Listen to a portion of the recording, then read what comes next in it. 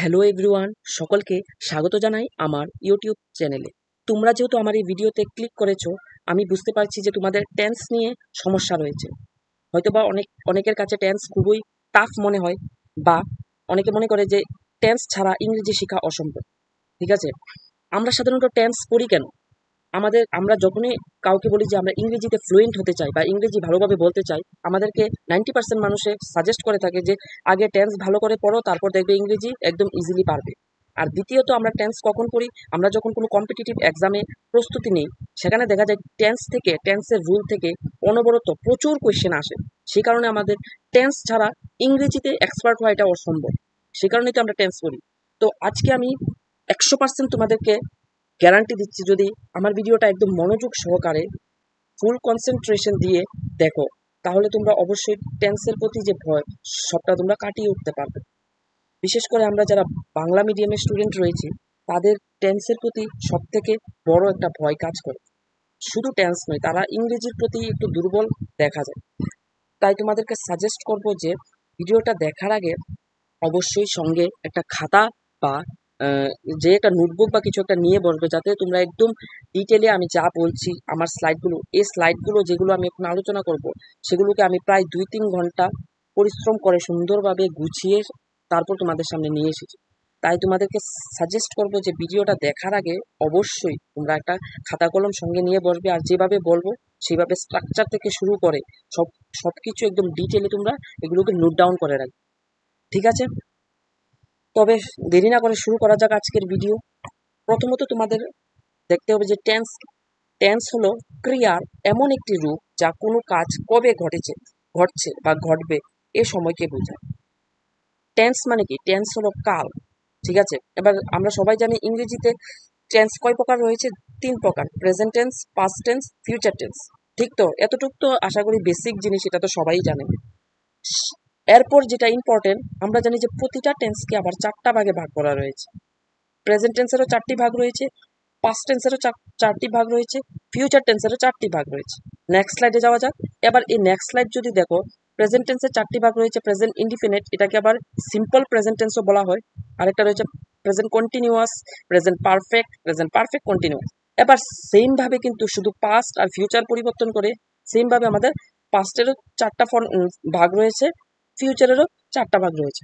এবার দেখো, তোমরা ভীতু না হয়ে টেন্সের প্রতি কোনো ধরনের তোমরা দুর্বলতা রেখো না যে আমি পারবো না। দেখো, আমাদের টেন্স কিন্তু এই যে চারটা ভাগ রয়েছে, এই 4টা ভাগ যদি আমরা ভালোভাবে ডিটেলে একটু এফোর্ট দিয়ে বোঝার চেষ্টা করি আর একটু প্র্যাকটিস করি, তারপর টেন্সে আর কিচ্ছু নেই। কারণ আমাদের টেন্স কিন্তু এর বাইরে কিচ্ছু নেই, শুধু প্রেজেন্টের 4টা ভাগ, পাস্টের 4টা ভাগ আর ফিউচারের 4টা ভাগ।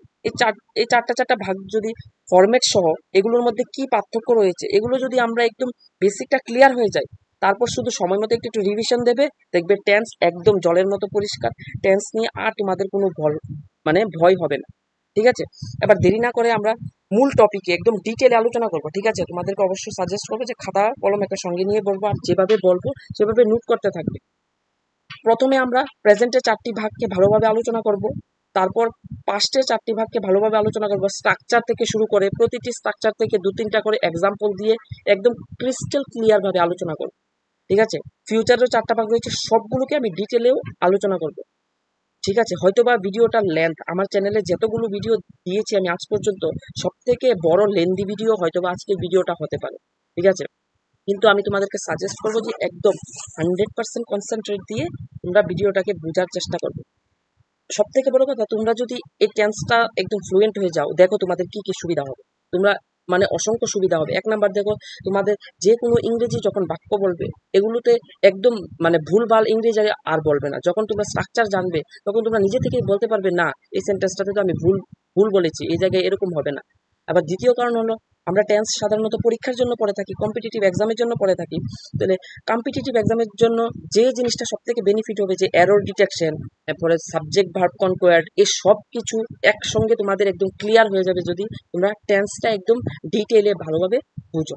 ঠিক আছে, হয়তোবা একটু বেশি কথা বলে ফেলেছি, তবে আর বেশি সময় নষ্ট না করে শুরু করা যাক। ঠিক আছে, আমরা একদম আস্তে আস্তে ডিটেইলে একদম আলোচনা করব। প্রথম আমরা প্রেজেন্ট ইনডিফিনিট টেন্সটা আলোচনা করব। প্রেজেন্ট টেন্সের 4টা ভাগ রয়েছে, সেই 4টা ভাগের ফার্স্ট পার্টটাকে আলোচনা করব। ঠিক আছে, তাহলে নেক্সট স্লাইডে যাওয়া যাক। নেক্সট স্লাইডে আমি ভালোভাবে এটাকে আলোচনা করেছি। তাহলে আমাদের প্রেজেন্ট টেন্সের যে ফার্স্ট পার্টটা রয়েছে সেটা হলো সিম্পল প্রেজেন্ট টেন্স। প্রথমত আমাদেরকে বুঝতে হবে কোন সেন্টেন্সগুলো সিম্পল প্রেজেন্ট টেন্স। আমরা যদি সংজ্ঞাটা আর এক্সাম্পলগুলোকে ভালোভাবে লক্ষ্য করি, আমরা ভবিষ্যতে যে কোনো সেন্টেন্সের কথা বলি বা কেউ বলো না কেন, বললে তোমরা ইজিলি ধরতে পারবে যে এটা কোন টেন্সে রয়েছে, এই সেন্টেন্সের যে বাক্যটা সেটা কোন টেন্সে রয়েছে। সংজ্ঞাটা আগে পড়ো। সাধারণভাবে নিয়মিত বা অভ্যাসগত কাজ বোঝাতে ব্যবহৃত হয়, সেটাকে আমরা এই ধরনের সেন্টেন্সগুলোকে আমরা কি বলি? Simple present tense. এবার উদাহরণটা দেখো, সে ফুটবল খেলে, আমি প্রতিদিন দুধ খাই, আই ড্রিঙ্ক মিল্ক এভরিডে। এই ওয়ার্ডগুলো দ্বারা বা এই সেন্টেন্সগুলো থাকা তোমরা কি বুঝতে পারছো? আমি প্রতিদিন দুধ খাও মানে এটা প্রতিদিন একটা ঘটনা বা অভ্যাসকে, নিয়মিত কোনো অভ্যাসকে বোঝাচ্ছে। এ থেকে তোমরা কি কনফার্ম হচ্ছে? এ থেকে বুঝতে পারছো যে এটা একটা এক্সাক্ট একদম অ্যাপ্রোপ্রিয়েট এক্সাম্পল হলো তোমার সিম্পল প্রেজেন্ট টেন্সের। এবার সিম্পল প্রেজেন্ট টেন্স এগুলো তো শুধু পড়লে হবে না, সঙ্গে একটু স্ট্রাকচারগুলো পড়তে হবে। কারণ স্ট্রাকচার যদি তোমাদের ধারণা না থাকে তাহলে তোমরা এরর ফাইন্ডিং বা গ্রামার ক্ষেত্রে দুর্বল থেকে যাবে। তাহলে প্রথমে আগে যেটা কি বললাম তোমাদেরকে, প্রথমে আগে চিনতে হবে তোমাদের কোন সেন্টেন্সগুলো তোমার সিম্পল প্রেজেন্ট টেন্সে রয়েছে। আই হোপ তোমরা বুঝতে পারছো যে নিয়মিত বা অভ্যাসগত কাজকে বোঝাতে আমরা সিম্পল প্রেজেন্ট টেন্সের ব্যবহার করে থাকি। এবার আমাদের স্ট্রাকচারগুলো পড়তে হবে। কেউ ভয় পাবে না যে আমাদের কি এভাবে প্রতিটা সেন্টেন্সের কি অ্যাফার্মেটিভ, নেগেটিভ, ইন্টারোগেটিভ এরকম তিনটা করে কি সবগুলো পার্টের কি মনে রাখতে হবে? তাহলে তোমাদের উদ্দেশ্যে বলছি একদমই না। বোঝা গেছে? একদমই না। তোমরা শুধু একটা মনে রাখবে আর দেখবে এই যে বাকি গুলোটা নিজেই একটা এই উপরটা থেকে তোমরা নিচের গুলো বানিয়ে নিতে পারছো। বোঝা গেছে? এইবার প্রথমে আমরা অ্যাফার্মেটিভ সেন্টেন্সের স্ট্রাকচারটা দেখি। বোঝা গেছে? মানে কি সিম্পল প্রেজেন্ট টেন্সের মধ্যে যে হাবোধক বাক্যগুলো রয়েছে সেগুলোর স্ট্রাকচার কিরকম হবে সেটা আমাদের আগে দেখতে হবে। সেই স্ট্রাকচারটা প্রথমে রয়েছে সাবজেক্ট, তারপরে থাকবে ভার্ব, তারপরে এস বা ইএস। যদি সাবজেক্টটা থার্ড পার্সন সিঙ্গুলার নাম্বার হয় তাহলে সেই অনুযায়ী আমাদের এস বা ইএস যুক্ত করতে হবে, দেন অবজেক্ট। এবার এখানেও অনেকের গন্ডগোল রয়েছে। আমি কেউ যারা পারে তাদের জন্য তো ওয়েল এন্ড গুড। যেহেতু আমি সবার কথা মাথায় রেখে ভিডিওটা তৈরি করছি, তাই আমি এই জায়গাটাও বলে দিচ্ছি। অনেকে হয়তো first person, second person, third person এগুলো আবার কি, এগুলো বুঝে না। তাদের জন্য আমি বলে দিচ্ছি আই এবং উই হলো ফার্স্ট পার্সন, ইউ এবং ইউরস হলো সেকেন্ড পার্সন, আর এগুলো ছাড়া বাদ বাকি সবগুলোই আমাদের থার্ড পার্সন। ঠিক আছে? এবার আমরা এক্সাম্পলের সাথে স্ট্রাকচারটা মিলাই, তাহলে আমরা জিনিসটা আরো ক্লিয়ার হবে। এবার দেখো প্রথমে রয়েছে সাবজেক্ট, তাহলে এখানে আমাদের সাবজেক্ট কি রয়েছে? হি। দেন রয়েছে আমাদের ভার্ব, তাহলে ভার্ব এখানে রয়েছে প্লে। দেন আমাদের এস বাই ইএস। এবার তোমরা লক্ষ্য করো প্লের সাথে কিন্তু একটা এস যুক্ত রয়েছে। ঠিক আছে? দেন আমাদের অবজেক্ট যেটা হলো ফুটবল। এবার অনেকের প্রশ্ন আসছে যে এসটা কিভাবে হলো। আমি এখন বললাম যে আমাদের সাবজেক্টটা যদি থার্ড পার্সন সিঙ্গুলার, থার্ড পার্সনও হতে হবে, সঙ্গে এটা একবচনও হতে হবে, তাহলে আমরা ভার্বের সাথে এস বা ইএস যোগ করতে হবে। এবার তোমাদেরকে আমি এখন কি বললাম, ফার্স্ট পার্সন হলো আই এবং কি উই, সেকেন্ড পার্সন ইউ এবং ইউরস, আর বাকি সব থার্ড পার্সন। তাহলে হি আমাদের দেখা যাচ্ছে যে এটা থার্ড পার্সনে পড়ছে, সেই অনুযায়ী আমরা প্লেয়ার সাথে এস যোগ করে প্লেস করেছি।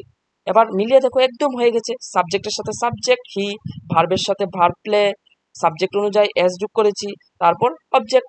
কত সহজ! আর তোমরা খামাখায় তো ভয় পাচ্ছ। এবার নেগেটিভ কি, এটা থেকে তোমরা বানিয়ে নিতে পারবো। এবার ইন্টারোগেটিভ কি, অ্যাফার্মেটিভ থেকেই তোমরা একটু মডিফাই করে বানিয়ে নিতে পারবে। আমি কিন্তু এখানে যে তিনটা সেন্টেন্সের এক্সাম্পল দিয়েছি এগুলো কিন্তু পুরো অ্যাফার্মেটিভ সেন্টেন্সের মানে উদাহরণ দিয়েছি। আমি চাই যে তোমরা নিজে থেকে বানাও। আমি যখন তোমাদেরকে কিভাবে তৈরি করবো এটা শিখিয়ে দেবো, তোমরা এটা কমেন্ট বক্সে আমাকে টাইপ করে বানিয়ে দেখাবে কিভাবে বানিয়েছে। আমি সবাইগুলো দেখবো কে কিরকম ভাবে তৈরি করেছো। এবার নেগেটিভ কোনগুলো? এবার মনে করো সে ফুটবল খেলে, এটাকে তুমি না বোধক বাক্যে নেবে। ঠিক আছে? এবার না বোধক বাক্যে নিলে কি বলবে? সে ফুটবল খেলে না, শেষ হয়ে গেল, এটা নেগেটিভ। তাহলে এটার জন্য কি আমাদের পুরো আবার নতুন করে একটা স্ট্রাকচার শিখতে হবে? না, একদম শিখতে হবে না। জাস্ট এক দুটা ওয়ার্ড অ্যাড করতে হবে। আমাদের পুরান যে অ্যাফার্মেটিভ স্ট্রাকচারটা সেটার মধ্যে এক দুইটা ওয়ার্ড আমাদের অ্যাড করতে হবে। কি সেগুলো? প্রথম সাবজেক্টের জায়গায় তো সাবজেক্ট থাকবে, সাবজেক্ট হি। ঠিক আছে? তারপরে একটা নতুন ওয়ার্ড যোগ করতে হবে, ডু অথবা ডাজ নট, মানে ডু নট অথবা ডাজ নট। এবার কখন ডু নট ব্যবহার করবে, কখন ডাজ নট ব্যবহার করবে, সেম কনসেপ্ট। এখন যেটা বললাম সেটাই।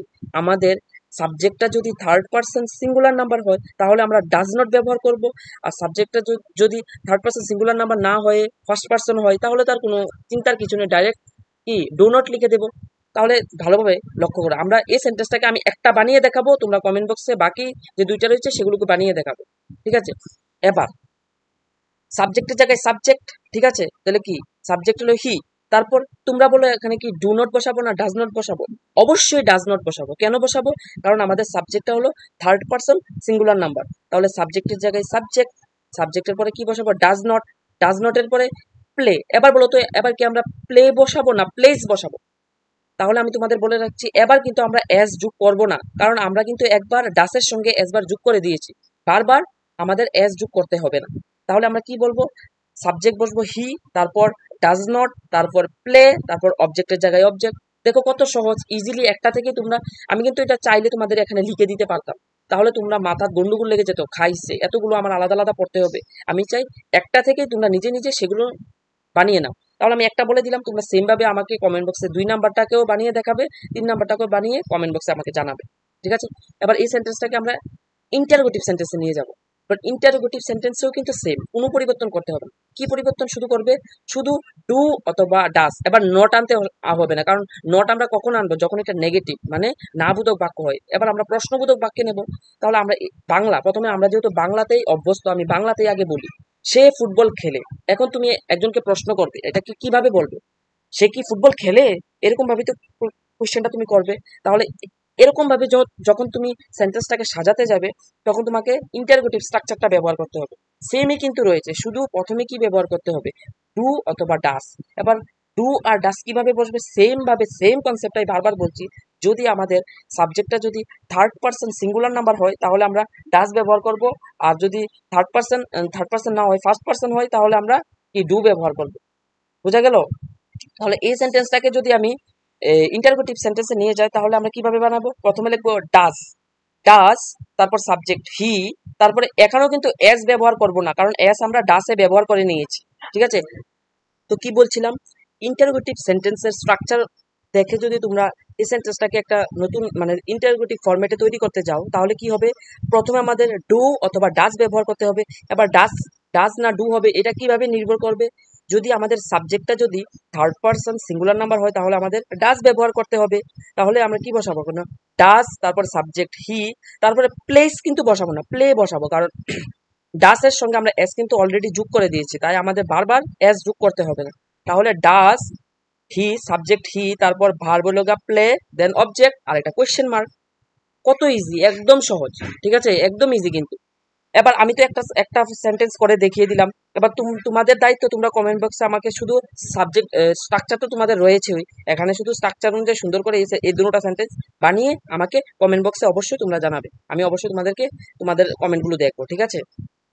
আই হোপ তোমাদের জিনিসটা ক্লিয়ার হয়েছে। একটা সুন্দর করে স্মাইল দিয়ে লাও, কারণ তোমরা কিন্তু প্রেজেন্ট টেন্সের যে ফার্স্ট পার্টটা, এটা একদম ডিটেলে মানে একদম ইজিলি তোমরা এটা বুঝে লাইছো, ঠিক আছে? তাহলে আমরা এবার নেক্সট পার্টটাতে যাই। নেক্সট, এইবার নেক্সট কিটা প্রেজেন্ট টেন্সের যে নেক্সট পার্টটা, সেটা হলো প্রেজেন্ট কন্টিনিউয়াস টেন্স। এবার প্রেজেন্ট কন্টিনিউয়াস কোন সেন্টেন্স গুলো প্রেজেন্ট কন্টিনিউয়াস? তোমরা এক্সাম্পল দেখলে ইজিলি বুঝবা। আগে সংজ্ঞাটা দেখো। বর্তমানে কোনো কাজ চলমান থাকলে বুঝায় যে সেন্টেন্স গুলো, সেটিরই আমরা কি থাকি প্রেজেন্ট কন্টিনিউয়াস টেন্স। এক্সাম্পলে যাওগা, এক্সাম্পলে গেলে আরো ইজিলি জিনিসটা বুঝবা। আমি বই পড়ছি, সে ভাত রান্না করছে, তারা ক্রিকেট খেলছে। তোমরা বাংলাটা, যেহেতু বাংলাতে তোমরা ফ্লুয়েন্ট, তোমরা বাংলাটাই আগে বোঝার চেষ্টা করো। বাংলাটা বুঝলে ইংলিশটা অটোমেটিকলি তোমরা বুঝে যাবে যে কোনটা প্রেজেন্ট কন্টিনিউয়াস টেন্স, কোনটা মানে প্রেজেন্ট পারফেক্ট টেন্স, ঠিক আছে? এবার যদি তোমরা সেন্টেন্সের এক্সাম্পলটা দেখো, আমি বই পড়ছি মানে এটা কন্টিনিউয়াস একটা ঘটনা, পড়ছি, করছে, খেলছে, এগুলো দ্বারা কি বুঝছো? একটা কন্টিনিউ কোনো একটা কাজ হচ্ছে।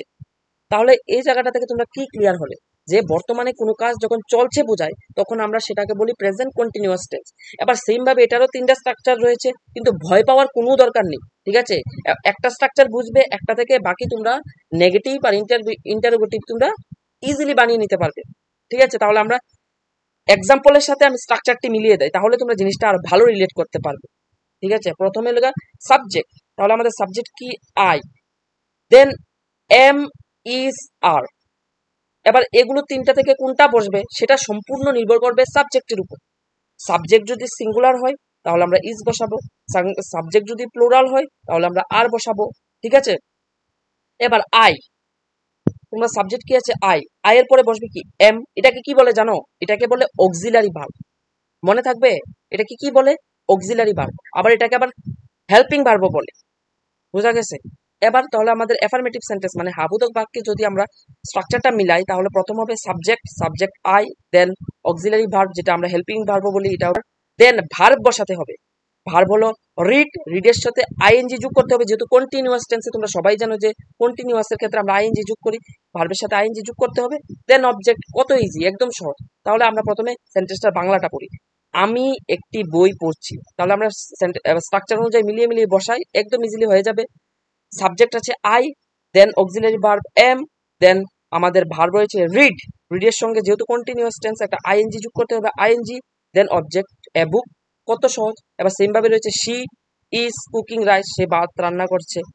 দে আর, এই দেখো এখানে দে যেহেতু প্লুরাল সে অনুযায়ী আমাদের অক্সিলারি ভার্ব কি বসেছে, কি আর, এখানে যেহেতু সিঙ্গুলার সি সে অনুযায়ী ইজ, কত সহজ। একটা যখন অ্যাফার্মেটিভ সেন্টেন্সটা বুঝে যাবে, এই নেগেটিভ আর ইন্টারগেটিভ একদম ইজি, এগুলো থেকেই নতুন করে একটু মডিফাই করে এগুলো তৈরি হয়েছে। এবার এটাকেই যদি আমি নেগেটিভে মানে বানাই, তৈরি করি, তাহলে কি হবে, আমি একটি বই পড়ছি, আমি একটি বই পড়ছি না, তাহলে মানে কি, তার নট যে মাত্র যুগ হবে সেটা নেগেটিভ সেন্টেন্সে পরিণত হয়ে যাবে। এবার স্ট্রাকচার অনুযায়ী আমি প্রথম একটা বানিয়ে দিই, তারপর তোমরা নেক্সট গুলো বানাবে, বানিয়ে আমাকে কমেন্ট বক্সে জানাবে। এবার নেগেটিভ সেন্টেন্সে যদি আমি এটাকে বানাই তাহলে কি হবে দেখো, প্রথমে সাবজেক্টের জায়গায় সাবজেক্ট বসাবে, তার সাবজেক্ট কি আছে আই, তারপরে অক্সিলারি ভার্ব এম এর জায়গায় এম বসাবে, তারপরে কিন্তু নট বসিয়ে দিতে হবে। ঠিক আছে, অক্সিলারি ভার্বের সাথেই নট বসিয়ে দিতে হবে। দেখুন এটা আর এটা কিন্তু মানে অ্যাফার্মেটিভের স্ট্রাকচার আর নেগেটিভের স্ট্রাকচার কিন্তু 90% মিল রয়েছে, শুধুমাত্র নটটা এক্সট্রা করে যোগ করতে হয়। বোঝা গেছে? এবার নটটা কোন জায়গায় যোগ করতে হবে সেটাই তোমাদের মনে রাখতে হবে। প্রথমে আমাদের সাবজেক্ট বসাবে আই, দেন অক্সিলারি ভার্ব বসাবে এম, দেন বসাবে কি নট। ঠিক আছে, তা দেখো আমি কিন্তু এখানে আলাদা করে লিখিনি, কারণ আমি চাই, আমি তো একটা বানিয়ে দেবো, তোমরা এটা কমেন্ট বক্সে জানাবে, তাহলে আমি জিনিসটা বুঝতে পারবো যে তোমরাও ইজিলি জিনিসটা বুঝতে পেরেছো। তাহলে আই এম, এম এর পর আমরা সঙ্গে সঙ্গে নট বসিয়ে দিতে হবে, নট রিডিং, রিডিং এর সেম জায়গা, বাকি জায়গা তো সেম রয়েছে, রিডিং এ বুক, আমি একটি বই পড়ছি না, জাস্ট ইজিলি এটা নেগেটিভ ফরম্যাটে চলে গেছে। এবার সেম এটাকে আমি ওখানে ইন্টারোগেটিভ প্রশ্নবোধক বাক্যে নেব, এবার স্ট্রাকচারের সাথে মিলিয়ে আমি একটাকেই বানিয়ে দিচ্ছি, কারণ আমি চাই যে তোমরা হোম টাস্ক হিসাবে এগুলো, বাকি যে দুইটা থাকবে এগুলো তোমরা নিজে আমাকে বানিয়ে কমেন্ট বক্সে জানাবে। এবার এই সেন্টেন্সটাকে যদি আমি ইন্টারোগেটিভ প্রশ্নবোধক বাক্যে নিয়ে যাই তাহলে কি করতে হবে জানো, প্রথমে আমাদেরকে অক্সিলারি ভার্বটা যে আছে সেটাকে সামনে নিয়ে যেতে হবে। তাহলে প্রথমে এখানে অক্সিলারি ভার্ব আছে এম, এম কে সামনে নিয়ে যাও, তাহলে অক্সিলারি ভার্ব এম এনেছো, তারপর বসাবে সাবজেক্ট, তাহলে এম এর পর বসবে এম, দেন পড়বে subject I, am I, then verb, verb হলো রিড, রিডের সাথে আইএনজি, দেন অবজেক্ট, কত সহজ। শুধু তোমরা ফালতু ফালতু এত একটু ভয় পাচ্ছ টেন্স নিয়ে এসে, জাস্ট একটু একটু এতটুকুই কাজ তোমাদের রিভাইজ করতে হবে 2-3 বার, মনোযোগ দিয়ে জিনিসটা বুঝতে হবে, কোন সেন্টেন্সটার থেকে কোন সেন্টেন্সটার মধ্যে কি বেসিক ডিফারেন্স রয়েছে সেটা যদি বুঝে যাও, কত ইজিলি তোমরা পারছো। ঠিক আছে, তাহলে আমাদের যখন এই সেন্টেন্সটাকে আমরা তোমার ইন্টারোগেটিভ ফরম্যাটে নিয়ে যাই তখন সেন্টেন্সটা কি হবে, M I not reading a বুক, শেষ হয়ে গেছে, এটা নেগেটিভ সেন্টেন্স। বুঝা গেল? দেখো চাইলে কিন্তু আমি বাকিগুলোও করিয়ে দিতে পারি, বাট আমি চাই তোমাদেরও তো কিছু দায়িত্ব থাকে, তোমাদেরও তো কিছু রেসপন্স থাকা দরকার, তাই না? তাই তোমরা এই দুটোটা, বাকি যে দুটোটা সেন্টেন্স রয়েছে এই বাকি দুটোটা সেন্টেন্সের নেগেটিভও করে কমেন্ট বক্সে জানাবে, সঙ্গে ইন্টারোগেটিভ ফরম্যাটে নিয়েও আমাকে কমেন্ট বক্সে জানাবে। কত সহজ দেখো, আমাদের এখানে দুইটা পার্ট হয়ে গেছে, প্রেজেন্ট টেন্সের প্রেজেন্ট ইন্ডিপেন্ডেন্টও শেষ হয়ে গেল, প্রেজেন্ট কন্টিনিউয়াসও শেষ হয়ে গেছে। ঠিক আছে, তাহলে এবার আমরা নেক্সট স্লাইডে যাবো, নেক্সট স্লাইডে নেক্সট পার্টটা আলোচনা করবো। আশা করি এই পার্টটা তোমরা বুঝতে পেরেছো। আমরা এখন প্রেজেন্ট টেন্সের যে থার্ড পার্টটা, প্রেজেন্ট পারফেক্ট টেন্স, এটা সম্পর্কে ডিটেইলি আলোচনা করব।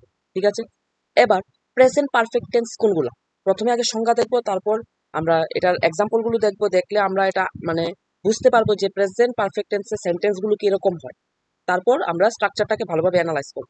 ঠিক আছে, তাহলে প্রেজেন্ট পারফেক্ট টেন্সের সংজ্ঞা যদি দেখো, কোনো কাজ সম্পন্ন হয়েছে কিন্তু তার প্রভাব এখনো বর্তমান এমন ঘটনা বোঝাতে ব্যবহৃত হয়। এইবার প্রেজেন্ট পারফেক্ট টেন্সের এক্সাম্পল কয়েকটা দেখি, তারপর জিনিসটা আরো ক্লিয়ার হইব। সে একটি চিঠি লিখেছে, আমি দুপুরে ভাত খেয়েছি, তারা কাজটি শেষ করেছে। বিশ্বাস করো টেন্সের মধ্যে আমার পার্সোনালি সব থেকে বেশি মানে বিভ্রান্তি বা কনফিউজিং যে পার্টটা তৈরি হইতো সেটি হলো তোমার এইটা প্রেজেন্ট পারফেক্ট টেন্স আর হলো তোমার পাস্ট ইন্ডিপেন্ডেন্ট টেন্স। দেখো তোমরা যদি ভালোভাবে সেন্টেন্সটা লক্ষ্য করো তাহলে এটা যখন পড়ি তখন এরকম লাগে যে এটা তো পাস্ট টেন্স, যেমন আমি দুপুরের ভাত খেয়েছি, মানে এমন লাগতেছে না এটা পাস্ট টেন্সে। তারপরে যদি পরেরটাও যদি দেখো, তারা কাজটি শেষ করেছে, যখনই আমরা এরকম সেন্টেন্সটা পড়ি তখন অনেক মানুষ, ইভেন আমি আমার নিজের প্রবলেমটা করতেছি, আমি যখন ফার্স্ট টেন্স পড়েছিলাম তখন আমার এই জিনিসটা সব থেকে বেশি খটকা লাগতো। কারণ এই যে সেন্টেন্সগুলো যখন তুমি এগুলো বাংলাটা পড়ো তখন এরকম মনে হয় যেমন এটা পাস্ট টেন্স, কিন্তু পরবর্তীকালে ভালোভাবে যখন আমি এটাকে অ্যানালাইজ করেছি, ভালোভাবে প্র্যাকটিস করেছি, বারবার রিভিশন করেছি, তারপরে মানে পার্থক্যটা বুঝতে পেরেছি যে পাস্ট টেন্স আর প্রেজেন্ট পারফেক্ট টেন্সের মধ্যে পার্থক্যটা কি তা রয়েছে। মেইন কথা হলো পাস্ট টেন্স যখন হবে সেই ঘটনাটা অতিরিক্ত অতীত হবে। এবার এটা আবার কি ধরনের কথা, মনে করো যে আমি তোমাকে ভালো একটা এক্সাম্পল দিচ্ছি যে আমি দুপুরের ভাত খেয়েছি, মনে করো আজকের ঘটনা দিয়েছি, তোমার মা বলেছো ভাত খেয়েছিস, তুমি তুমি আনসার দিয়েছো যে আমি দুপুরের ভাত খেয়েছি, মানে এটা আজকের ঘটনা, এমন না যে গত পরশুদিন তুমি ভাত খেয়েছো, এটার কথা কিন্তু এখানে বলছো না, মানে আজকের ঘটনা, জাস্ট কিছুক্ষণ আগে কাজটা শেষ হয়েছে। এরকম সেন্স যখন একটা সেন্টেন্সের মধ্যে দেয় তখন আমরা এটাকে বলি যে প্রেজেন্ট পারফেক্ট টেন্স। আর যদি এরকম ডাইরেক্ট লেখা থাকতো যে আমি গত পরশুদিন আমি চিঠি লিখেছিলাম, গত মানে এর মানে একটা নির্দিষ্ট ডেট, আগে ডেট দেওয়া থাকে, ওই ডেটে আমি কাজটা শেষ করেছিলাম, তখন তোমরা বুঝবে যে এটা পাস্ট টেন্স। ঠিক আছে, এই বেসিক জিনিসটা আশা করি তোমাদের গন্ডগোল যাতে না লাগে সেই জন্য আমি এটা বলে দিলাম। ঠিক আছে, তোমরা যদি সেন্টেন্সটার বাংলা পড়ো, এটা বেশিরভাগ মানে অনেক মানুষেরই দেখেছি এই জায়গায় একটা গন্ডগোল হয়, তারা ভাবে যে এটা পাস্ট টেন্সে রয়েছে, কিন্তু মনে রাখবে এটা পাস্ট টেন্সে না, এটা আমাদের প্রেজেন্ট পারফেক্ট টেন্স হবে। ঠিক আছে, কোনো কাজ মানে কিছুক্ষণ আগে শেষ হচ্ছে বাট এর প্রভাব এখন পর্যন্ত আছে। ঠিক আছে, তখন আমরা এটাকে করি এটা প্রেজেন্ট পারফেক্ট টেন্স। এবার আমাদের আগের মতোই স্ট্রাকচার তো অবশ্যই বুঝতে হবে। একটা স্ট্রাকচার মেইন যেটা অ্যাফার্মেটিভ স্ট্রাকচারটা আমি ভালোভাবে আলোচনা করব, এগুলো আলোচনা করব, বাট এটির জন্য আলাদা মুখস্থ করতে হবে না, এটা যখন বুঝে যাবে তারপর এটা অটোমেটিকলি তোমরা নিজে থেকে তৈরি করতে পারবে। ঠিক আছে, তাহলে হাবুদক বাক্য, প্রেজেন্ট পারফেক্ট টেন্সের হাবুদক বাক্যের স্ট্রাকচারটা আগে দেখবো কিভাবে হবে। প্রথম হবে সাবজেক্ট, তারপরে হবে হ্যাভ অথবা হ্যাজ, তারপর ভার্বের থার্ড ফর্ম, দেন অবজেক্ট। এবার আমরা সুন্দর করে সেন্টেন্সের সাথে স্ট্রাকচারটা মিলাতে হবে, তাহলে তো জিনিসটা ক্লিয়ার হবে। এবার দেখো সাবজেক্ট হলো হি, দেন এখন হ্যাজ হবে না হ্যাভ হবে। তোমরা এটা তো অবশ্যই জানো যে আমাদের সাবজেক্টটা যদি সিঙ্গুলার হয় তখন আমরা হ্যাজ বসাবো, প্লুরাল হলে হ্যাভ বসাবো। তাহলে এখানে দেখা যাচ্ছে যে আমাদের সাবজেক্ট হি, এটা হলো কি সিঙ্গুলার, তাই আমাদের হ্যাজ বসাতে হবে। ঠিক আছে, আর যদি এটা প্লুরাল হতো, ঠিক আছে, তাহলে আমরা কি বসাবো, তখন আমরা হ্যাভ বসাবো। এবার একটা কথা মনে রাখতে হবে, আমরা যখন প্রেজেন্ট পারফেক্ট টেন্সে মানে সেন্টেন্স তৈরি করব, অবশ্যই যে ভার্বের থার্ড ফর্মটা দিতে হবে, রাইট, রুট, রিটেন। তোমরা জানো যে কোনো ভার্বের তিনটা ফর্ম রয়েছে, গো, ওয়েন্ট, গন, এরকম তিনটা ফর্ম রয়েছে, তো আমাদের অবশ্যই ভার্বের থার্ড ফর্মটা বসাতে হবে, তারপর আমাদের অবজেক্ট এ লেটার রয়েছে সেটা বসিয়ে দেবে। ঠিক আছে, কত ইজি, বুঝতে পারছো। এবার এটাকে কিন্তু মডিফাই করে তোমরা নেগেটিভও নিতে পারবে, ইন্টারোগেটিভ সেন্টেন্সও তোমরা নিতে পারবে। কিভাবে, সাবজেক্টের জায়গায় কিন্তু সাবজেক্ট রয়েছে, সেম অ্যাফার্মেটিভের মতোই সাবজেক্টের জায়গায় সাবজেক্ট রয়েছে, হ্যাজের জায়গায় হ্যাজ রয়েছে, দেন কি হয়েছে, সাবজেক্টের জায়গায় সাবজেক্ট রয়েছে, হ্যাজের জায়গায় হ্যাজ রয়েছে, শুধুমাত্র এক্সট্রা যেহেতু এটা না বোধক বাক্য আমাদের একটা নট অ্যাড করতে হবে। দেখো এই নট জিনিসটা এর আগের সেন্টেন্সটিতে যদি লক্ষ্য করো বেশি কিন্তু পার্থক্য হয়নি, নেগেটিভ যখনই আমরা নেই অ্যাফার্মেটিভের সঙ্গে যে স্ট্রাকচারটা থাকে সেটাতে শুধুমাত্র নটটা শুধু একটু যুক্ত করি, এটা নেগেটিভ হয়ে যায়। ঠিক আছে, তাহলে সাবজেক্ট হি, হ্যাজ হবে, হ্যাজের পর নট বসাতে হবে, দেন সেম ভার্বের থার্ড ফর্ম রিটেন এখানে লেখা রয়েছে, দেন অবজেক্ট। কত ইজি, এটা নিয়ে টেনশন করার কিচ্ছু নেই। ঠিক আছে, এবার সেম সেন্টেন্সটাকে আমরা ইন্টারোগেটিভ নিব। হ্যাঁ, আরেকটা কথা তোমাদের তো আমি বারবারই বলছি, আমি কিন্তু আলাদা করে আবার এই সেন্টেন্সগুলোকে কিন্তু আলাদা করে আবার নেগেটিভও লিখিনি, ইন্টারোগেটিভও লিখিনি, কারণ আমি চাই এগুলো যাতে তোমরা টাইপিং করে আমাকে কমেন্ট বক্সে জানাও, তাহলে তোমাদের এটা দীর্ঘ সময় মনে থাকবে। ঠিক আছে, আবার আমি তো একটা করে দেখালাম, যেমন এই সবগুলো তো অ্যাফার্মেটিভ সেন্টেন্সে রয়েছে, অ্যাফার্মেটিভ সেন্টেন্সের একটা নেগেটিভ আমি এখন তোমাকে করে দেখালাম। এবার তোমাদের কাজ হলো বাকি দুটোকে আবার নেগেটিভ ফরম্যাটে করে আমাকে কমেন্ট বক্সে জানাবে। দেন এবার ইন্টারোগেটিভ সেন্টেন্স একটা তৈরি করি, এটা তো অ্যাফার্মেটিভ রয়েছে, এটাকে মানে ইন্টারোগেটিভ মানে প্রশ্নবোধক বাক্যে নিয়ে যাই। সাবজেক্ট, এবার যখন দেখবে আমাদের ইন্টারোগেটিভ সেন্টেন্সের ক্ষেত্রে মেইন কথা কি, আমাদের হ্যাভ আর হ্যাজ এটা ফার্স্টে চলে আসবে, মানে সাবজেক্ট অনুযায়ী ফার্স্টে হয়তো হ্যাভ আসবে নয়তো হ্যাজ আসবে। ঠিক আছে, এবার তোমরা যদি এই সেন্টেন্সটা ভালোভাবে লক্ষ্য করো তাহলে আমাদের সাবজেক্টটা কি সিঙ্গুলার, যেহেতু সিঙ্গুলার তাহলে আমরা হ্যাভ তো ব্যবহার করতে পারবো না, কি ব্যবহার করতে হবে, সিঙ্গুলার ভার্ব হ্যাজ ব্যবহার করতে হবে। তাহলে প্রথমে আমরা হ্যাজ আনবো, has, then he, then subject, আর সাবজেক্ট আমরা বসালাম হি, দেন ভার্বের থার্ড ফর্ম, দেন অবজেক্ট। এবার আমি পুরোটা সেন্টেন্স আমি বলছি কিভাবে হবে। প্রথম বসবে হ্যাজ, দেন নেব হি, দেন নেব রিটেন এ লেটার। কত সহজ, এটা থেকেই মানে তোমরা একটু ফরম্যাটটা জাস্ট একটু পরিবর্তন করানো আছে, তোমরা জাস্ট এই ফরম্যাটটা মাথায় রেখে অ্যাফার্মেটিভ থেকে কি সুন্দর সব শুধু একটু আগে পিছিয়ে করে ইন্টারভিউটিভে নিয়ে যাচ্ছ। এবার তোমাদের দায়িত্ব কি, তোমাদের দায়িত্ব হলো বাকি যে দুটো রয়েছে এটা কমেন্ট বক্সে আমাকে ইন্টারোগেটিভ এই স্ট্রাকচার অনুযায়ী ইন্টারোগেটিভ ফরম্যাটে নিয়ে যাবে, দেন কমেন্ট বক্সে আমাকে টাইপ করে জানাবে। বোঝা গেল, কত সহজ, একদম ইজি, কিন্তু কোনো এত চিন্তার কিচ্ছু নেই। শুধু একটা কথা তোমাকে একটু কাইন্ডলি রিকোয়েস্ট করছি যে তোমরা দয়া করে একটু একটু নোটবুক মানে কপিতে একটু সুন্দর করে দেখো। এমন না যে গদায় গদায় আমি অনেক বড় বড় ডেফিনেশন লিখেছি। আমার মেইন উদ্দেশ্য হলো তোমাকে ফরম্যাটটা এটা কি, এর মধ্যে বেসিক কি পার্থক্য রয়েছে সেগুলোকে বোঝানো। একদম কম কম লেখা রয়েছে, জাস্ট একটু নোট ডাউন করে রাখবে, তাহলে তোমাকে বারবার ভিডিও দেখতে হবে না। বোঝা গেল? এবার দেখো, তোমরা যদি এই এই জিনিসটা ভালো করে বুঝে যাও, তোমরা কিন্তু কত ইজিলি শুধু যে টেন্স পেরে যাবে, শুধু যে ইংলিশ সেন্টেন্স একদম মানে ক্লিয়ারলি পিওরলি তৈরি করতে পারবে এটা না। এর সঙ্গে তোমরা গ্রামারের যে এরর ডিটেকশনের ক্লাস আমি আমার চ্যানেলে কিছু প্র্যাকটিস ক্লাস দিয়েছি, আমি আরো দেবো। যদিও আমি গ্রামারের প্র্যাকটিস ক্লাস করাচ্ছি, কোনো সময় কনসেপচুয়াল ক্লাস করাইনি, এই ফার্স্ট আমি টেন্সের ক্লাসটা করাচ্ছি। কারণ আমার মনে হয় যে শুধু প্র্যাকটিস করালে হবে না, প্র্যাকটিস তো দরকার, আগে তো কনসেপ্টটা জানা দরকার, সেই জন্য আমি টেন্সটাকে করাচ্ছি। ঠিক আছে? অনেক আমার চ্যানেলে আজ পর্যন্ত যতগুলো ভিডিও আমি আপলোড করেছি, আমার মনে হয় আজকের ভিডিওটা সব থেকে লম্বা ভিডিও হবে। বোঝা গেল? এবার তোমরা যদি কেউ এই প্রেজেন্ট পারফেক্ট ফরম্যাট গুলো ভালো করে বুঝে থাকো, তাহলে দেখবে পরীক্ষার মধ্যে এরর ফাইন্ডিং একটা গ্রামার আসে। ঠিক আছে? তোমাকে একটা সেন্টেন্স দিয়ে দেওয়া হবে, বড় একটা লাইন, তারপর এটার মধ্যে ভুল দেওয়া হবে। জানো এটার মধ্যে সব থেকে বড় ভুল কিটা থাকে? দেখবে যে হ্যাভ আর হ্যাজের সঙ্গে এই যে ভার্বের থার্ড ফর্ম না দিয়ে ফার্স্ট ফর্ম দিয়ে দিয়ে রাখে। এখন তোমরা যদি প্রেজেন্ট পারফেক্ট টেন্স সম্পর্কে ভালো ধারণা থাকে, তোমরা দেখার সঙ্গে সঙ্গে বুঝে যাবে যে হ্যাভ আর হ্যাজ যখন কোনো সেন্টেন্সের মধ্যে, মানে এই কথাটা মাথায় এখনো মানে একদম পার্মানেন্টলি তোমরা ঢুকিয়ে রাখো যে কোনো সেন্টেন্সের মধ্যে যখন হ্যাজ হ্যাভ আর একটা হলো হ্যাড, যেটা আমরা পাস্ট টেন্সে পড়বো, হ্যাভ হ্যাজ হ্যাড যখন থাকবে, এর সঙ্গে সব সময় মানে পৃথিবী আরেক দিকে যাক কিন্তু এই রুলস এর কোনো পরিবর্তন হবে না যে ভার্বের থার্ড ফর্মটা সবসময় বসবে। এই কথাটা সবসময় মনে রাখবে।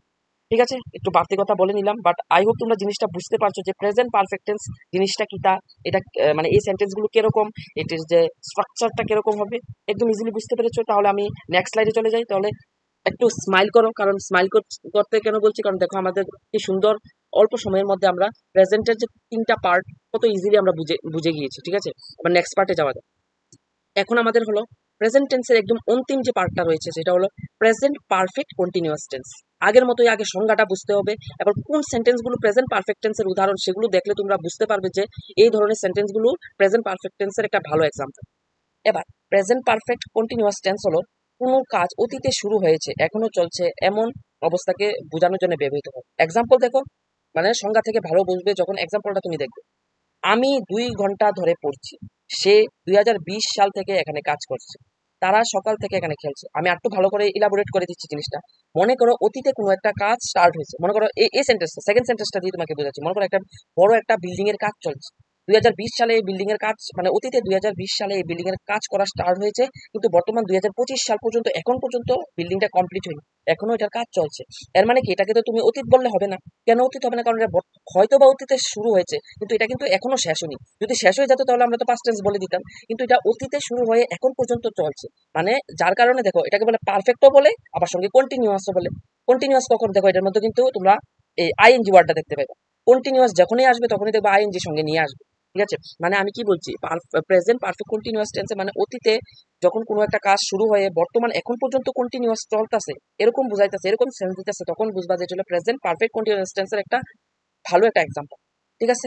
তাহলে আশা করি তোমরা এক্সাম্পলটি দেখে জিনিসটা মানে ক্লিয়ারিফাই হয়ে গেছে যে কোন সেন্টেন্স গুলো প্রেজেন্ট পারফেক্ট কন্টিনিউয়াস টেন্সের ভালো উদাহরণ। এবার আগের মতোই আমাদের স্ট্রাকচার তো অবশ্যই বুঝতে হবে। স্ট্রাকচার দেখো, স্ট্রাকচারটা কেন দরকার আমি বারবার বলছি, স্ট্রাকচারটা যখন ভালো তোমরা এটা আয়ত্তে আনতে পারবে, তখন তোমরা তোমাদের কোনো ধরনের মিস্টেকই হবে না। কারণ তোমরা তো মানে পরীক্ষার পারপাসে কম্পিটিটিভ যে কোনো কম্পিটিটিভ এক্সাম হোক, এটা কম্পিটিটিভ এক্সাম যেটার মধ্যে ইংলিশ রয়েছে, মানে মূল কথা কম্পিটিটিভ এক্সামের জন্য তোমরা প্রস্তুতি নিচ্ছ, সেই অনুযায়ী তোমাদের অবশ্যই একদম শুদ্ধভাবে কিভাবে একটা সেন্টেন্সের ফরমেশন হয়, কোন কোন জায়গায় কি বসাতে হয়, সেগুলো জানার জন্য অবশ্যই তোমার এই টেন্সের রুলগুলোকে ভালোভাবে জানতে হবে। ঠিক আছে? এবার দেখো, স্পোকেন ইংলিশ আর আমাদের যে গ্রামারিটিক্যাল একদম পিওর যে ইংলিশ, এটার মধ্যে কিন্তু বিরাট পার্থক্য রয়েছে। স্পোকেন ইংলিশে কিন্তু এত ডিটেলে আমাদের পড়তে হয় না, যারা স্পোকেন ইংলিশ মানে পড়েছো বা জানো, একদম এত ডিটেলে পড়তে হয় না। ঠিক আছে? কিন্তু যেহেতু আমরা পরীক্ষার পারপাসে করছি, তাই আমাদেরকে একদম ডিটেলে কোন জায়গায় কোন ভুল রয়েছে সবগুলোকে ভালোভাবে পড়তে হবে। ঠিক আছে? তাহলে এবার স্ট্রাকচার গুলো আগে আলোচনা করি। আবারও বলছি, একটা স্ট্রাকচার দেখে নাও আর বাকিটা নিজে নিজেই তোমরা তৈরি করতে পারবে, শুধু একটু মডিফিকেশন করো। এবার প্রেজেন্ট পারফেক্ট কন্টিনিউয়াস টেন্সে যে অ্যাফার্মেটিভ সেন্টেন্সটা, এটার স্ট্রাকচারটা কি? এটা স্ট্রাকচার থাকবে, প্রথমে সাবজেক্ট থাকবে, তারপর হ্যাভ আর হ্যাজ থাকবে, সঙ্গে একটা বিন থাকবে। বুঝতে পারছো? পার্থক্য কিন্তু বুঝতে হবে স্ট্রাকচারের মধ্যে কি, কোন স্ট্রাকচারটার মধ্যে কি নতুন যুগ হয়েছে কি নেই সেগুলো কিন্তু মনে রাখার চেষ্টা করো। সেই জন্যই বলছি যে খাতায় নোট ডাউন করবে আর ভিডিওটা ভালোভাবে দেখবে, আমি কি বলছি মনোযোগ দিয়ে শুনবে, তারপর রিভিশন দেবে, আস্তে আস্তে অটোমেটিকলি এটা তোমার মনে থাকবে। ঠিক আছে? তাহলে অ্যাফার্মেটিভ সেন্টেন্সে কি হবে, সাবজেক্ট হবে হ্যাজ বিন অথবা হ্যাভ বিন হবে, দেন যেহেতু কন্টিনিউয়াস এটার মধ্যে ভার্বের সাথে আইএনজি অবশ্যই থাকবে, দেন অবজেক্ট। আর এটার মধ্যে দেখবে যখনই পারফেক্ট কন্টিনিউয়াস টেন্স মানে এরকম টেন্স আসবে, পারফেক্ট কন্টিনিউয়াস আসার সঙ্গে সঙ্গে দেখবে সিন্স কথাটা চলে আসবে, সিন্স অথবা ফর, তাদের একটা টাইম ডিউরেশন। এই স্ট্রাকচারটা হয়তো তোমাদের একটু কঠিন লাগবে, বাট তোমরা এখন আমি ইয়াটার সঙ্গে যখন এক্সাম্পলের সঙ্গে মিলাবো তখন তোমরা বুঝবে যে কেন আবার এক্সট্রা করে সিন্স আর টাইমটা বোঝানো হয়েছে। ঠিক আছে, যাই এক্সাম্পলে ইজিলি তোমরা জিনিসটা বুঝতে পারবে। দেখো প্রথম কি সাবজেক্ট, এখানে আমাদের সাবজেক্ট রয়েছে আই।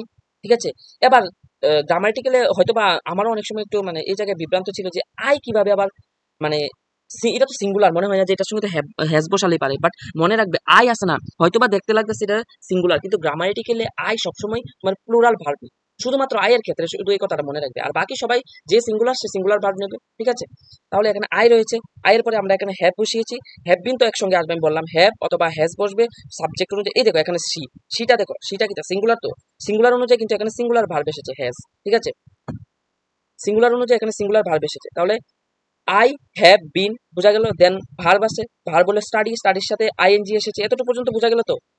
দেন ফর 2 আওয়ার্স, এবার এই জিনিসটা বোঝার চেষ্টা করো, এই যে এখন যে কথাটা বলছি এটা একদম মনোযোগ দিয়ে শুনে, কারণ মানে কি বলবো কন্টিনিউ অনেকগুলো, এটা এসএসসি বলো ব্যাংকিং বলো মানে যে কোনো কম্পিটিটিভ এক্সাম বলো, সেটার মধ্যে এই সিন্স আর ফর থেকে যে প্রচুর মিস্টেক আসে, মানে প্রচুর গ্রামারের কোয়েশ্চেন আসে।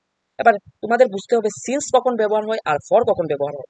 ঠিক আছে, এবার যখন একটা দেখো এখানে বাংলাটা বোঝার চেষ্টা করো, আমি 2 ঘন্টা ধরে পড়ছি। ঠিক আছে, এবার তুমি মানে ঘড়ির মানে কতটা বাজার থেকে কতটা বাজার পর্যন্ত পড়েছো, এখানে কিন্তু সেন্টেন্সটার মধ্যে বলা নেই, মানে নির্দিষ্ট কোন সময় থেকে স্টার্ট করে কোন সময় পর্যন্ত পড়তাছো এটা কিন্তু তোমরা বলা নেই। যখন এরকম থাকে তখন আমরা এটাকে ফর ব্যবহার করি, আর যখন নির্দিষ্ট একটা টাইম দেওয়া থাকবে, ঠিক আছে, তখন আমরা সিন্স ব্যবহার করবো। এবার আরেকটু ক্লিয়ার করি জিনিসটা, তোমরা ভয় পাইও না, আমি কিভাবে মানে কি বলছি সেটা মনোযোগ দিয়ে শুনো। মনে করো এই নিচের সেন্টেন্সটার উপরে সেন্টেন্সটার মধ্যে পার্থক্য দেখলেই বুঝবে যে সিন্স আর ফর, যেহেতু ভালো এক্সাম্পল রয়েছে এখানে। দেখো এখানে মধ্যে কিছু সে 2020 সাল থেকে এখানে কাজ কাজ করছে, মানে যখন একটা নির্দিষ্ট টাইম সেন্টেন্সের মধ্যে দিয়ে দেওয়া হবে, দেখো নির্দিষ্ট টাইম কিন্তু এখানে দিয়ে দেওয়া হয়েছে যে 2020 সাল, যদি এরকম নির্দিষ্ট টাইম দেওয়া থাকে তখন আমরা এটার মধ্যে সিন্স ব্যবহার করি, আর যদি নির্দিষ্ট টাইম না দেওয়া থাকে তখন আমরা ফর ব্যবহার করি। যেমন এটার মধ্যে মনে করো আমি 2 ঘন্টা ধরে পড়ছি, এখানের মধ্যে কিন্তু নির্দিষ্ট টাইম নেই, এখন যদি এমন বলা থাকতো যে আমি দুপুর 2টা থেকে মানে আমি পড়ছি 2 ঘন্টা ধরে দুপুর 2টা থেকে পড়ছি, আর যদি নির্দিষ্ট টাইম দেওয়া থাকতো তাহলে তুমি সিন্স ব্যবহার করতে।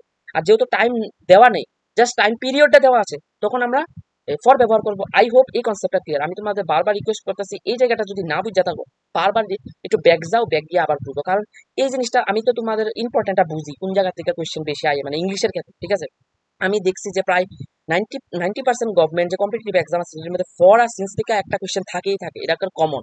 ঠিক আছে, আই হোপ জিনিসটা ক্লিয়ার যে সিন্স কখন হবে ফর কখন হবে। সিন্স যদি নির্দিষ্ট টাইম আগে থেকে দেওয়া হয়, এই নির্দিষ্ট টাইম থেকে নির্দিষ্ট অক্ষণ পর্যন্ত চলতেছে, তইলে আমরা এটা সিন্স ব্যবহার করুন, আর যদি শুধুমাত্র টাইম পিরিয়ডটা দেখা থাকে তখন আমরা ফর ব্যবহার করুন।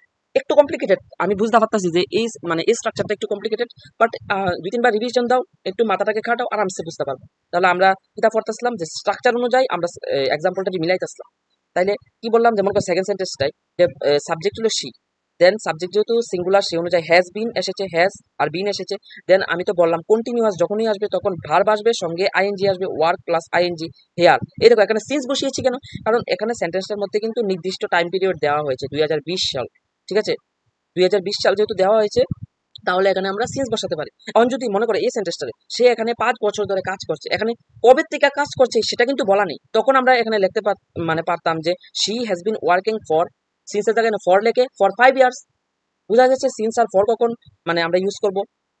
আই হোপ জিনিসটা ক্লিয়ার। আমি আমার সাধ্য মতো 100% এফোর্ট দিয়ে বোঝানোর চেষ্টা করতেছি, তোমরা 100% দিয়ে জিনিসটা নেওয়ার চেষ্টা করো। ঠিক আছে, ঠিক আছে, তাহলে অ্যাফার্মেটিভ সেন্টেন্সের যে স্ট্রাকচারটা এটা বুঝতে পারছো। এবার সেম আগের মতোই, যেহেতু এটা হাবোধক এটা না বুধকে নিবা আর প্রশ্নবোধক বাক্যে নিবা, দুইটা আলাদা আলাদা স্ট্রাকচার আছে, শুধু কিছু কিছু হালকা পরিবর্তন করলেই পরিবর্তন হয়ে যাবে। দেখো অ্যাফার্মেটিভ আর নেগেটিভের মধ্যে অক্ষরে হুবহুব ডিট টু সেম, শুধুমাত্র হ্যাজ বিন আর হ্যাভ বিন এর মাঝে শুধু একটা নট ওয়ার্ড যোগ হবে, শেষ, এটা সঙ্গে সঙ্গে নেগেটিভ সেন্টেন্সে পরিবর্তন হয়ে যাবে। আর ইন্টারগেটিভের ক্ষেত্রে কি হয়, ওই হ্যাজ বিন আর হ্যাভ বিনটা শুধুমাত্র সাবজেক্টের আগে, না সরি, হ্যাজ আর হ্যাভটা শুধু আসবে, বিনটা পিছনেই থাকবে। ঠিক আছে, হ্যাজ আর হ্যাভ বসবে, দেন সাবজেক্ট বসবে, দেন বিন বসবে, মানে এই বাকি জায়গা সেম, ডিট্টো সেম। ঠিক আছে, তাহলে আমি আগে একটা করে দেখাই, না করলে তো তোমরা বুঝবে না জিনিসটা, আর তোমরা হোম টাস্ক হিসাবে নিচের দুটোটা থাকবে। ঠিক আছে, এইবার মনে করো প্রথম সেন্টেন্সটাই বলি, এটাকে প্রথমে নেগেটিভে নিই। নেগেটিভ যদি সাবজেক্ট, সাবজেক্টের জায়গায় সাবজেক্ট আই, দেন হ্যাভ, এখানে হ্যাভ তো বসবেই, এটা সেম। দেন বিন, বিন কিন্তু বিন বসালে হবে না, কিন্তু হ্যাভের পর সঙ্গে সঙ্গে আমাদের নট বসিয়ে দিতে হবে, ঠিক আছে। প্রথম বসাবে সাবজেক্ট, দেন হ্যাভ, সাবজেক্ট অনুযায়ী হ্যাভ আর হ্যাজ বসাবে, দেন নট বসাবে, দেন বিন বসাবে, দেন সেম টু সেম আগের মতো যেটা তোমার অ্যাফার্মেটিভ স্ট্রাকচারে বসিয়েছিলে সেম ভাবে বসিয়ে দেবে, কোনো পরিবর্তন নেই, শুধুমাত্র নটটা অ্যাড হয়েছে। আর শুধু তোমাদেরকে আরেকটা জিনিস মনে রাখতে হবে যে নটটা কখন বসেছে, ঠিক আছে। এই জায়গায় গন্ডগোল লাগালে হবে না যে তোমরা যদি সাবজেক্টের সঙ্গে সঙ্গে নট বসিয়ে দেওয়া হবে না, যেই জায়গায় ডিড টু নট বসানো আছে হ্যাভ আর বিনের মধ্যে তো আছে, তাহলে মধ্যেই বসাতে হবে। এই কয়েকটা জিনিস তোমার মাথায় রাখতে হবে। বোঝা গেল কত ইজি। বাট এটা কথা ঠিক যে এই স্ট্রাকচারটা হালকা একটু টাফ, যেটা টাফ আমি নিজেই স্বীকার করি, হালকা একটু টাফ, একটু কনসেপচুয়াল। বাট এক দুইবার রিভিশন দেওয়ার পর জিনিসটা একদম ক্লিয়ার হয়ে যাবে, ঠিক আছে। এবার তোমরা অ্যাফার্মেটিভটা, আমি যেহেতু এখানে 3টা সেন্টেন্সই অ্যাফার্মেটিভে আছে, তাহলে তোমরা কাজ কিটা বাকি 2টা যে এটাকে তোমরা নেগেটিভ নেগেটিভ ফরম্যাটে নিয়ে কমেন্টে জানাইবা, ইন্টারগেটিভটারও নেগেটিভ ফরম্যাটে নিয়ে কমেন্টে মানে জানাইবা, ঠিক আছে। এবার একদম বিগ বিগ মানে বিশাল বড় একটা স্মাইল দো। কেন স্মাইল দো? আমরা হাসতে খেলতে খেলতে কিন্তু আমাদের যে প্রেজেন্টের 4টা পার্ট একদম টোটালি মানে আমরা আলোচনা কমপ্লিট, স্ট্রাকচার সহ এটির মধ্যে পার্থক্য কিটা আছে একদম কিন্তু আলোচনা করে দিচ্ছি, ঠিক আছে। এবার লাস্ট, যেহেতু আমি এটার পরে সেকেন্ড পার্টে যামুগা মানে পাস্ট টেন্সে যামুগা, লাস্ট আমি জাস্ট 4টা যে পার্ট পড়লাম প্রেজেন্টের, এটার আমি মানে হালকা যে পার্থক্যটা এটা আমি আবার হালকা একটু তোমার কইয়া দিই। যেমন ফার্স্ট কি আসলো, ফার্স্ট আসলো প্রেজেন্ট, রিকল করার চেষ্টা করো আমার সঙ্গে সঙ্গে, আর খাতায় যদি নোট করে থাকো তাহলে একটু পৃষ্ঠাটা উল্টে উল্টে দেখো। ফার্স্ট কি আসলো প্রেজেন্ট ইনডিফিনিট। প্রেজেন্ট ইনডিফিনিট টেন্সের সংজ্ঞায় আমি কি কইছি, যখন কোনো একটা কাজ নির্দিষ্ট নিয়মকে বোঝায় বা কোনো একটা অভ্যাসকে বোঝায়, এভরিডে, ইউজলি, অলওয়েজ এরকম ওয়ার্ড থাকবো, এরকম রেগুলার কিছু একটা নিয়মিত কোনো কাজকে বোঝায়, তখন আমরা কই যে সিম্পল প্রেজেন্ট টেন্স, ঠিক আছে, বা present indefinite tense. Then next part আমরা কিতা বললাম প্রেজেন্ট কন্টিনিউয়াস টেন্স, যখন বর্তমানে কোনো কাজ চলতেছে বোঝায় তখন আমরা এটা কই প্রেজেন্ট কন্টিনিউয়াস টেন্স। দেন আমরা বলছি present perfect tense. Present perfect tense কিতা কইছি যে বেশি আগের ঘটনা না, জাস্ট কিছুক্ষণ আগে কাজটা শেষ হয়েছে, বাট এটা প্রেজেন্টের ঘটনাই, মনে করো আজকের ঘটনাই, বাট তুমি কি, তোমার মা বলেছে যে তুই কি ভাত খেয়েছিস, তুমি তোমার মাকে উত্তর দিয়েছো হ্যাঁ আমি এখন ভাত খেয়ে এসেছি, ঠিক আছে। এটা কিন্তু পাস্ট না, আমি এর আগেও আমি তোমাদেরকে বলেছি যে হালকা একটু মানে পাস্ট আর এটার মধ্যে একটু ডিফারেন্স রয়েছে। পাস্ট টেন্স হলো একবারে বেশি অতীত থাকবে, এটাতে ইয়েস্টারডে, লাস্ট নাইট এরকম ওয়ার্ড লেখা থাকবে, আর পাস্ট পারফেক্টের মধ্যে জাস্ট কিছুক্ষণ আগে, তোমার আজকের ঘটনাই জাস্ট কিছুক্ষণ আগে শেষ হয়েছে, তখন এটা আমরা past perfect, sorry present perfect tense বলি। দেন আমরা লাস্ট যে পার্টটা কোন যেটা আলোচনা করছি লগা প্রেজেন্ট পারফেক্ট কন্টিনিউয়াস টেন্স, যেটা লগা তোমার অতীতে কোনো একটা কাজ শুরু হয়েছে যেটা বর্তমান এখন অব্দি শেষ হয়েছে না চলতেছে, তখন আমরা এটারে প্রেজেন্ট পারফেক্ট কন্টিনিউয়াস টেন্স মানে বলি। আর সঙ্গে এটার মধ্যে মোস্ট ইম্পর্টেন্ট একটা জিনিস তুমি একটু ভালো করে আলোচনা করে দিচ্ছি যে সিন্স কখনো ফর কখনো, এটাকে কিন্তু একটু ভালো করে মগজে ঢুকিয়ে নেবে, এটা থেকে সব থেকে বেশি কোশ্চেন আসে। আই হোপ তোমার জিনিসটা ক্লিয়ার, আমি আমার সাধ্য মতো একদম ভালোভাবে বোঝানোর চেষ্টা করেছি, তোমরা শুধু বারবার রিভাইজ করো, একদম আস্তে আস্তে তোমরা জিনিসটা একদম বুঝে যাবে, ঠিক আছে। তাহলে আমরা নেক্সট পার্টে মুভ করব। এর নেক্সট আমরা কি আলোচনা করব, পাস্ট টেন্সের। পাস্ট টেন্সের 4টা বাক্য সেম ভাবে আমাদের এখন পড়তে হবে। এতক্ষণ পর্যন্ত আমরা প্রেজেন্ট টেন্সের 4টা ভাগ থেকে শুরু করে সবকিছু প্রেজেন্টের মোটামুটি সব কমপ্লিট করে দিয়েছি। এখন যে টপিকটা স্টার্ট করবো সেটা হলো পাস্ট টেন্স, ঠিক আছে, মানে অতীতকাল। এবং অতীতকালের তো সেম 4টা ভাগ রয়েছে, সেই 4টা ভাগকে ভালোভাবে আমরা অ্যানালাইজ করব, এগুলোর মধ্যে যে স্ট্রাকচারের পার্থক্য, এগুলোর মধ্যে কি মানে বেসিক যে ডিফারেন্স রয়েছে সবগুলোকে ভালোভাবে আলোচনা করব, ঠিক আছে। তো আশা করি তোমরা পেপার পেন নিয়ে কপি করছো, অবশ্যই এগুলোকে ভালোভাবে কপি করে রাখবে, ঠিক আছে। পাস্ট টেন্স অর্থাৎ অতীতকাল, অতীতে যে কাজটি হয়েছে বা ঘটেছে তাকে পাস্ট টেন্স বলে, এটা তো সবাই জানো, বাট এতটুকু পড়লে হবে না, পাস্টের যে 4টা ভাগ রয়েছে সেগুলো ভালো করে পড়তে হবে। তাহলে পাস্ট টেন্সের যে প্রথম পার্টটা রয়েছে সেটা হলো সিম্পল পাস্ট টেন্স, যেটাকে আবার পাস্ট ইনডিফিনিটও বলা হয়। প্রথমে আমাকে এটার স্ট্রাকচার, যে সংজ্ঞাটা আর এটার এক্সাম্পলটা মিলিয়ে দেখতে হবে যে সংজ্ঞার সাথে এক্সাম্পল মিলছে কিনা, দেন আমাদের স্ট্রাকচারটা বুঝতে হবে, ঠিক আছে। তাহলে সিম্পল পাস্ট টেন্সের সংজ্ঞা কি, অতীতে কোনো নির্দিষ্ট সময়ে ঘটা কাজ বোঝাতে ব্যবহৃত হয়। এতটুকু দিয়ে হবে না, আমরা জানি যে এক্সাম্পলটা যখন আমরা পড়বো তখন আমরা জিনিসটা ভালো বুঝতে পারবো।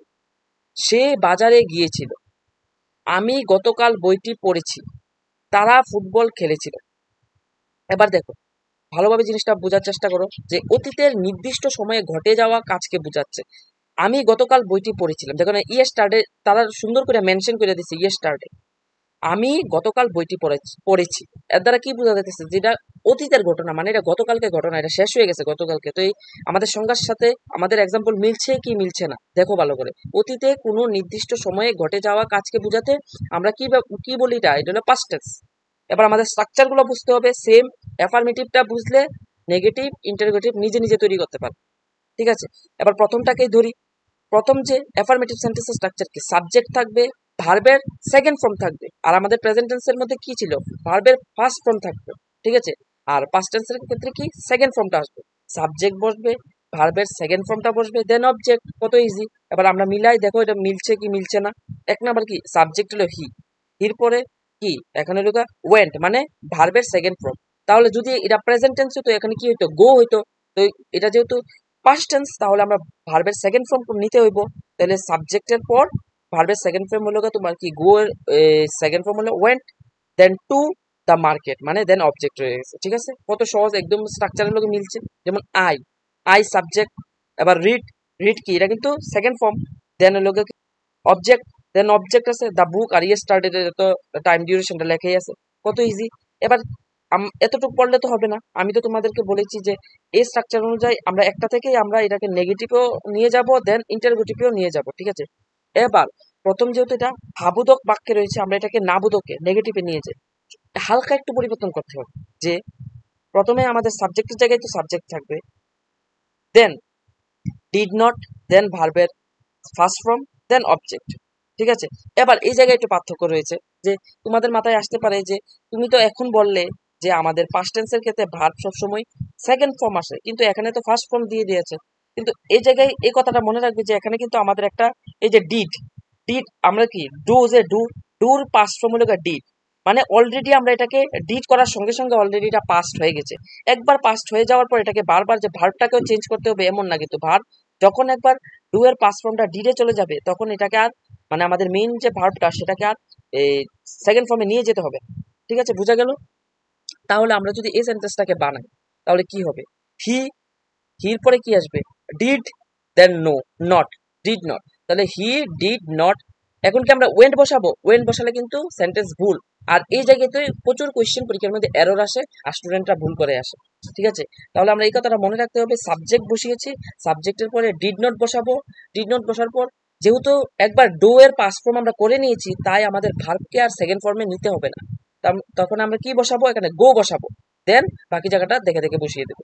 তাহলে আমরা যদি এটাকে নিয়ে যাই কি হবে, she did not go to the market. কত ইজি, একদম ইজিলি হয়ে গেছে, বোঝা গেল। সেম এই সেন্টেন্সটাকে আবার ইন্টারোগেটিভে নিয়ে যাই।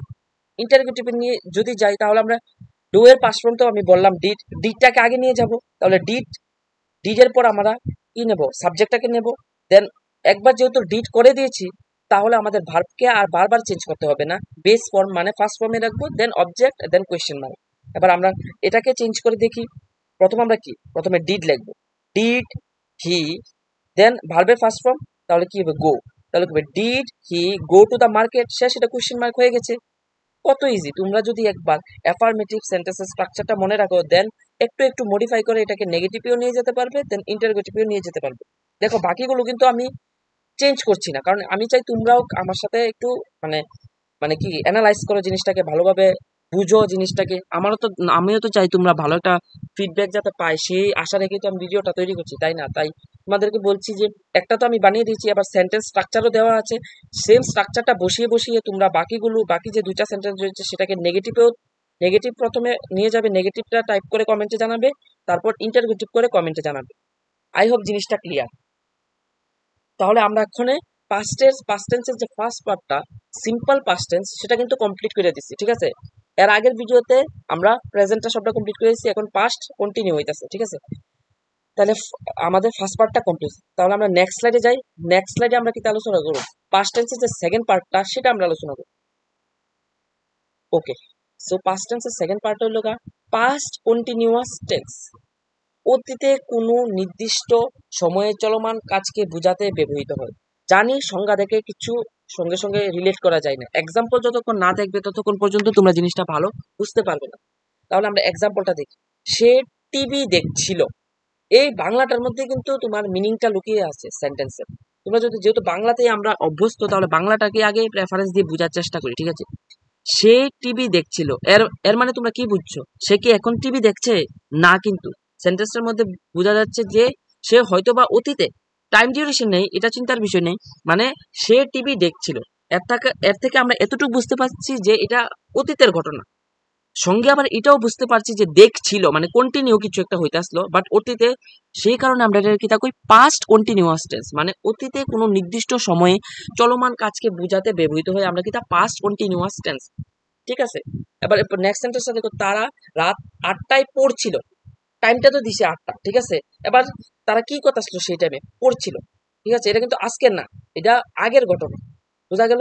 দেন আমি বাগানে হাঁটছিলাম, এই যে ছিলাম, ছিল, দেখেছিল, এই জিনিসটা দেখলে বাংলাটা এতটুকু তো তোমরা মেচিওর, আমি জানি যে বাংলাটা বাংলা সেন্টেন্সটা পড়ার পর এটলিস্ট তোমাদের সেন্স তৈরি হচ্ছে যে দেখেছিল, পড়ছিল, এতটুকু থেকে বোঝা তো যাচ্ছে এটলিস্ট যে এটা পাস্ট টেন্স, এটা অতীতের ঘটনা, অতীতের মানে কন্টিনিউয়াস কোনো কিছু একটা চলছিল এরকম একটা ঘটনা বোঝাচ্ছে, সেই কারণে আমরা এটাকে past continuous tense. I hope মানে তোমার সংজ্ঞার সাথে তোমার যে এক্সাম্পলটা তোমরা এটা বুঝতে পারছো। এবার সবগুলোর মতোই এটাতে আমাদের স্ট্রাকচার গুলো বুঝতে হবে, স্ট্রাকচার না বুঝলে অবশ্যই আমরা ভুলভ্রান্তি পরীক্ষায় করে আর। এবার পাস্ট কন্টিনিউয়াস টেন্সের যে অ্যাফার্মেটিভ হাবুদক বাক্যের স্ট্রাকচারটা কিরকম থাকবে? সাবজেক্ট থাকবে, দেন অক্সিলারি ভার্ব থাকবে, বাট এই অক্সিলারি ভার্বটি যে হেল্পিং ভার্ব কয় দিলে এটা ওয়াজ আর ওয়ার থাকবে, দেন প্লাস থাকবে, দেন প্লাস মানে এটার সঙ্গে কি থাকবে, দেন ভার্বের first form plus ING plus object.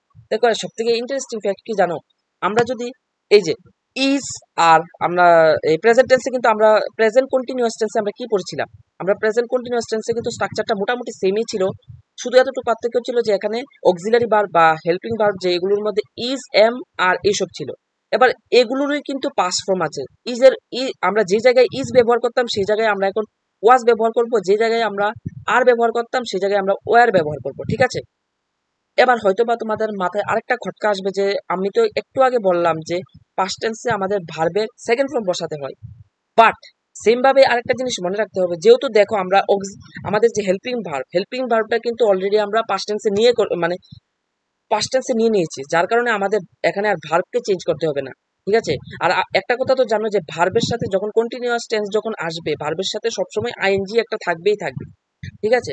এবার আমরা স্ট্রাকচারের সাথে আমাদের সেন্টেন্সগুলোকে মিলিয়ে দেখি মিলছে কিনা, একদম অ্যাপ্রোপ্রিয়েট হয়েছে কিনা।